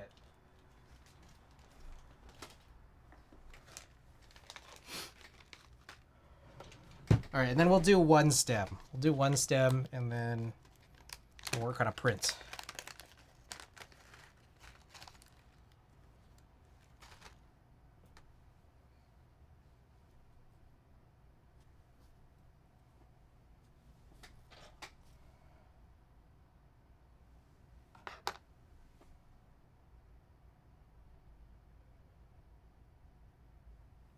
Yeah, desktop rebooted successfully after all those changes. I can unpucker. Nice. What a relief. Unpucker is fucking wild.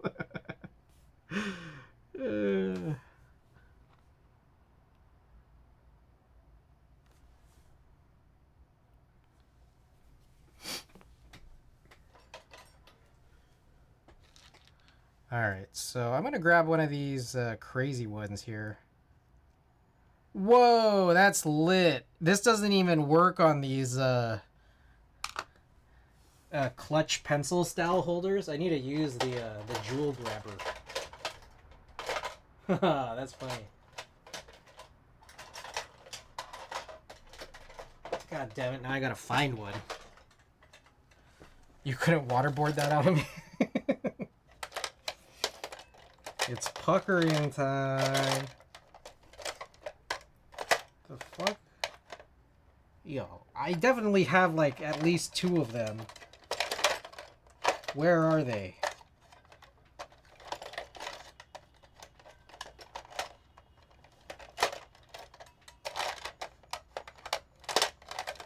I hate how they're so much smaller. I mean, it's like I gotta dig deeper for them. I got one. Here it is. Okay, so funny story. If you ever have hirose oranges, you can't use the clutch pencil style holders for these. You got to use these jewel grabbers.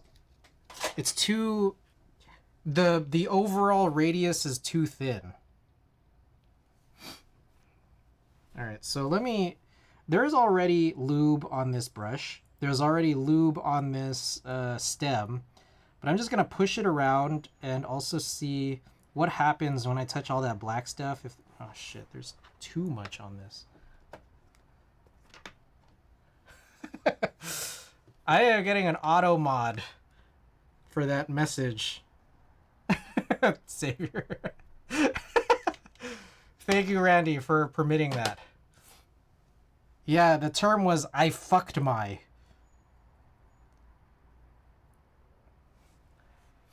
Let me talk about my VND in peace.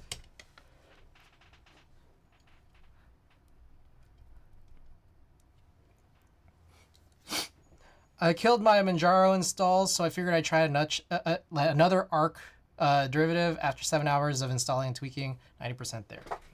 Is it ARC or Arch? How do you pronounce it? You know what's funny about Manjaro?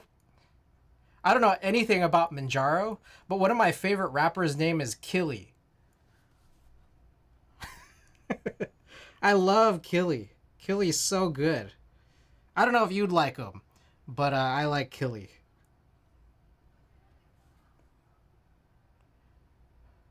I don't know how that's pronounced either.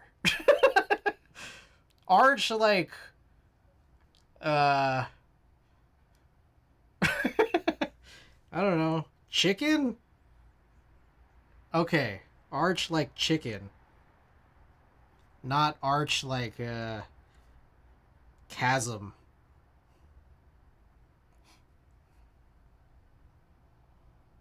Alright, I feel like there's now too much lube on this stem, and I'm like trying to get some of it off. Say it like a pirate.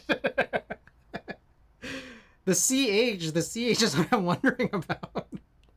Not the AR.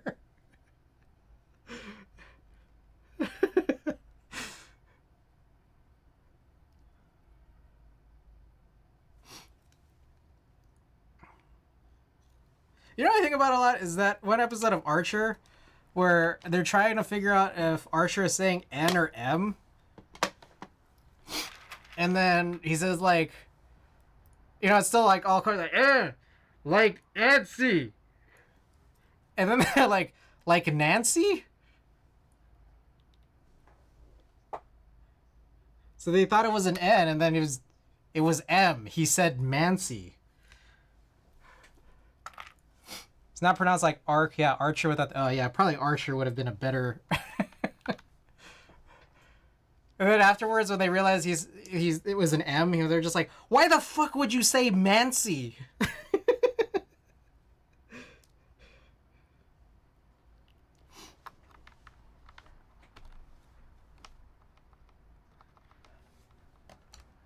All right, so I'm gonna mark up this hirose, which is, I don't know, funny because it's like I'm ruining this by writing on this. But we now got our spacebar switch. I guess I could have just changed this to like a white film, but I don't want to do that. There's like some other color film. All right, all set. All right, before I continue, so what I normally do is I put this 8.5, or I think it's like a 9x12, just paper container. What are these called? Just a paper holder. To cover this, even though it's got handles, dust could get in sideways, I suppose. But it's full of lighters right now, so I need to put this in a box so that I could separate these and have my lighter collection somewhere else.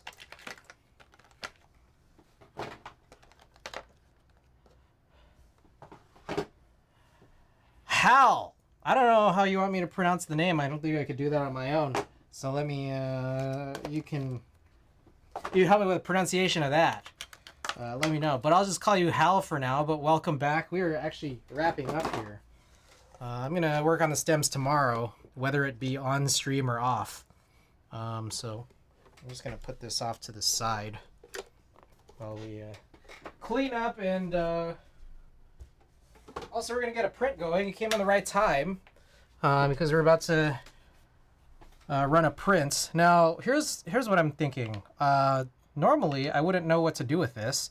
I still kind of don't, but I'm thinking maybe I could just kind of scrape it off with this brush back into the container. But now my brush is going to be full of lube.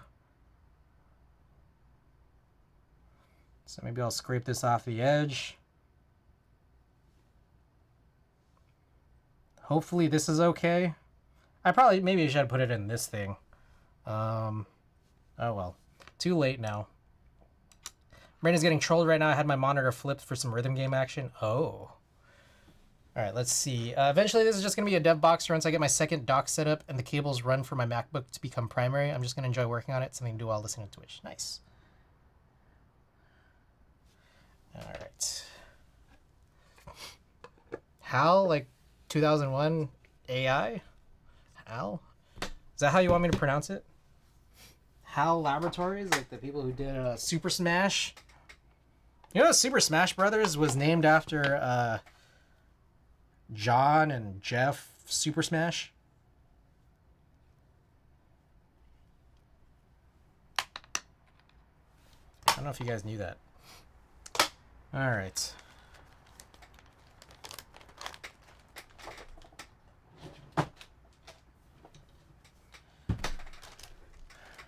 Okie doke. I was bagging my monitor. Feels like my 16.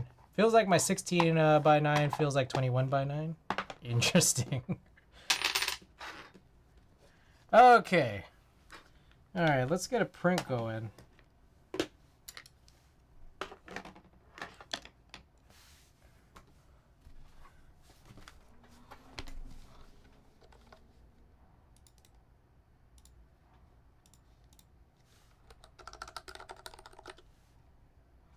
Of the Pennsylvania Super Smashes.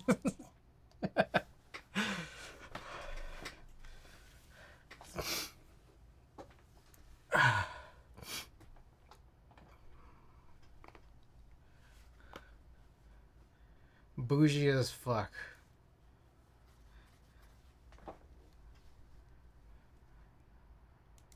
Alrighty. So let's look for a print to do.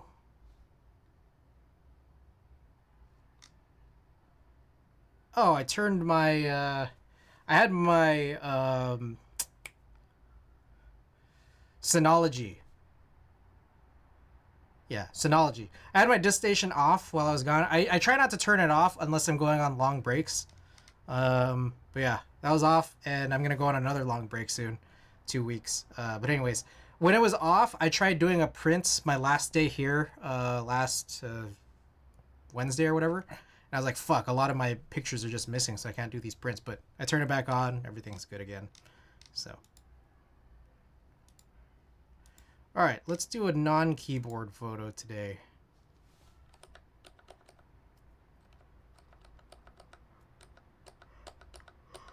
Have I done this one already? Shit. This is going to be a funny one. There's this camel sculpture at the Asian Art Museum.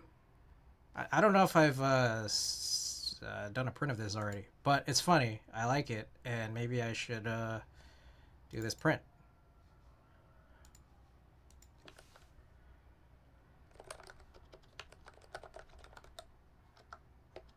No, I did a different Asian Art Museum print. All right, let's do this one. You guys cool with that? I don't remember who did it. I probably took a photo on my phone of the artist, but you know, whatever. Right, maybe let's frame this a little bit better. Let's squeeze this in just a little bit.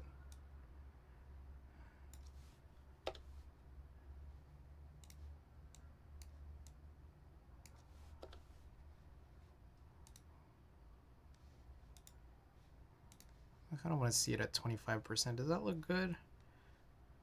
That looks decent. I think I'm going to expand it a little bit out this way, and then what's going to happen is it's going to zoom in a little bit. So then we'll cut off some of the border, and then I think hopefully this should be a nice print. Let's see, this is good. Printer. We could run Hanamiel. I think that's what my thing is set up for already. Yeah, why the hell not? Highest? Maybe. Yeah, maybe let's go highest. All right.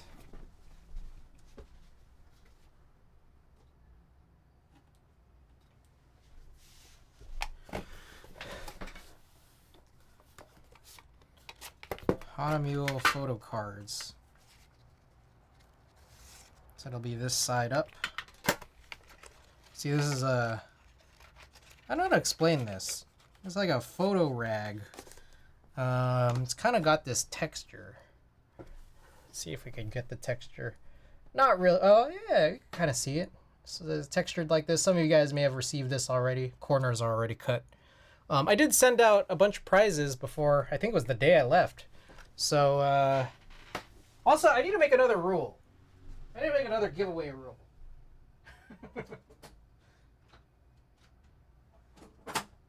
Hold up. It's not really a rule, because, like, how do you enforce it? But there's a new rule for giveaways, which is when you receive the giveaway item, you have to DM me.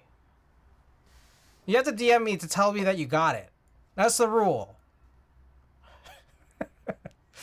New rule. Alright, I need to get marbles open. I forgot to get marbles open. There's probably a fucking crazy update, isn't there?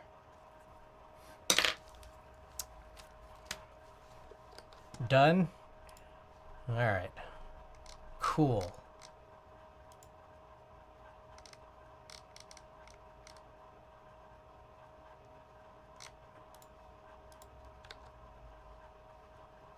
Alright, we got a long-ass update going on. So, is there anything else here that I need to talk about? Not things that are really particularly important. Alright, a few discussions while this is updating. Number one, anybody here have, okay. This is more just a thing to say. Unless you guys have anything to add to this discussion. Does anyone here have Real ID or TSA pre-check? Because I'm just like, you know, it's always in my mind is that, like, I should have these, And then I've just never scheduled the appointments or figured out what to do for them. I just and global entry. So is global entry different from TSA pre-check? Oh man, the K-Durs XD. Man, why did Saribot ban my boy? Saribot ban my boy. Anyways, I don't travel enough to warrant getting that. Does it cost anything? Yeah, it's my close friend. We go way back from robot school. So I think Saribot just had beef with this guy. Anyways, so is TSA pre-check different from global entry? Friend just got global entry / TSA pre-check. So like, what goes into that? It feels like you just have to schedule an appointment and go to an airport or something, right? Schedule an interview, pay a fee. I see. That's different. Ask me Sunday before the edibles kick in. All right. There can only be one. Saribot jealous. He just needed okay. $100 every 5 years. Okay, that's fair. And I think I should do it. You go to the TSA office. They take your prints and other stuff. Okay. What about Real ID? Anyone here have Real ID? Is Real ID a California thing or a US thing? You avoid a lot of the mess. No shoes off. Yeah. Can you still wear belts? Cali thing. Oh, hey, you guys know much about that clip? that clip that's been going making its rounds? You're not from Cali, bro. You just don't know. You have to have Real ID. It's a US thing. It's federal. Oh, isn't it? I see.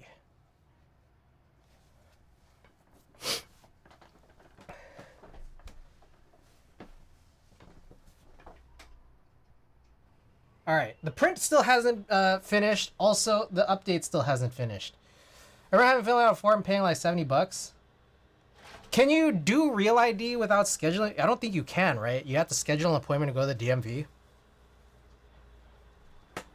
50% of the states got it right away. Cali got an extension after extension for it. Hell yeah. I know, I still haven't done anything for it. Also, my passport expires, I think, next year or the year after. So I'm just like, there's a big part of me that's just like in my mind, like I should just knock all of this shit out at once. But, you know, I guess TSA is a little different. I don't know if you can just do Real ID and update your passport at the same time. Is that a thing?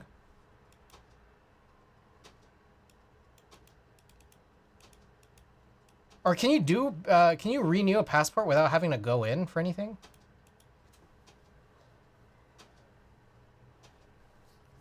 You just do it when you renew? Those are separate, two different agencies? Oh, okay. Wait, okay. So for Real ID, I remember I was just getting all this shit during COVID saying, like, you have to go in. I'm just like, no one wants to fucking go in the DMV. So can you do Real ID now without having to go in? You renew a passport. Oh, okay. All right, this is all helpful. Let me write this shit down. Okay. I apologize. I know that you guys might all be saying the same thing here, but I'm also not sure which one of you guys are talking about what. Okay. So let me write this down. Shit, where are my notes? Okay. Real ID is now automatic and don't need to go to DMV for?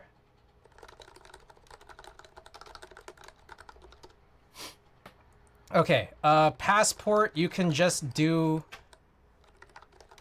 at post office. Xavier, you're not even 21 yet? What the fuck? Holy shit. Little baby. Little baby. Alright, and then TSA pre-check.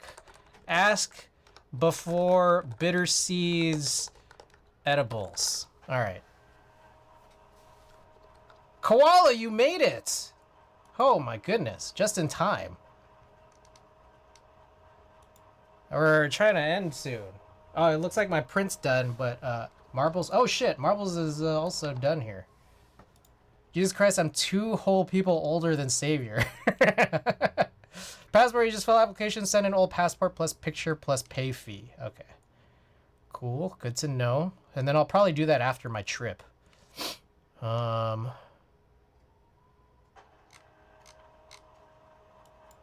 do you still have a stream streak? All right. A couple more things. Okay, I could just talk about this when we get the thing started.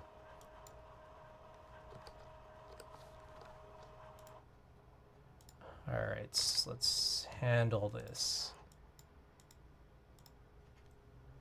Yeah, at 81. Holy hell, that's wild.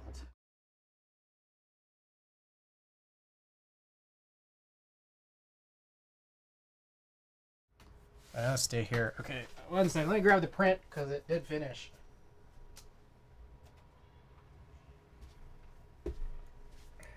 I'd be at like 40 right now, but I missed one. Fuck. All right, here's the print.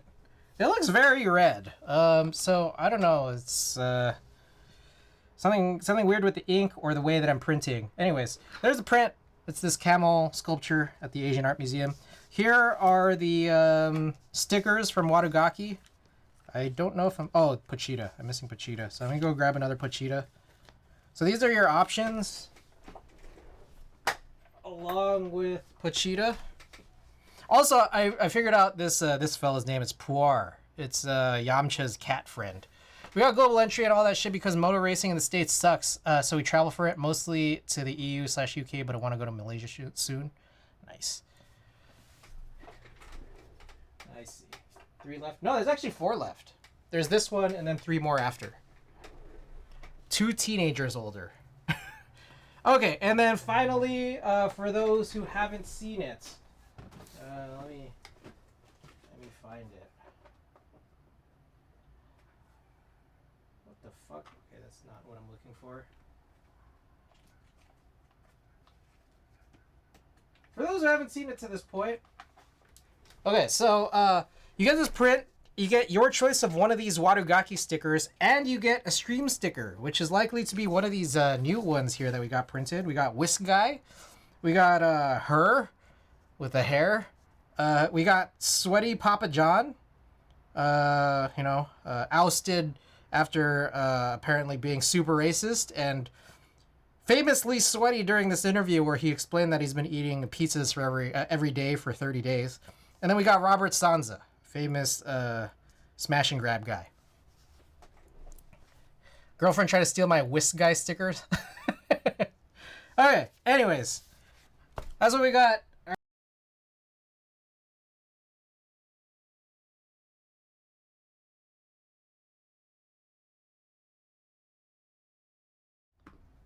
Oh shit, wrong thing. All right, and then Yezi. Which of these Watagaki stickers would you like to choose? I expect a carrier pigeon next Tuesday. I would usually go with Booba, but yeah, let's go Miss Patty, Miss Xing Xing. Hive Mind, Sailor Moon, Heart Eyes. Ay. Alrighty.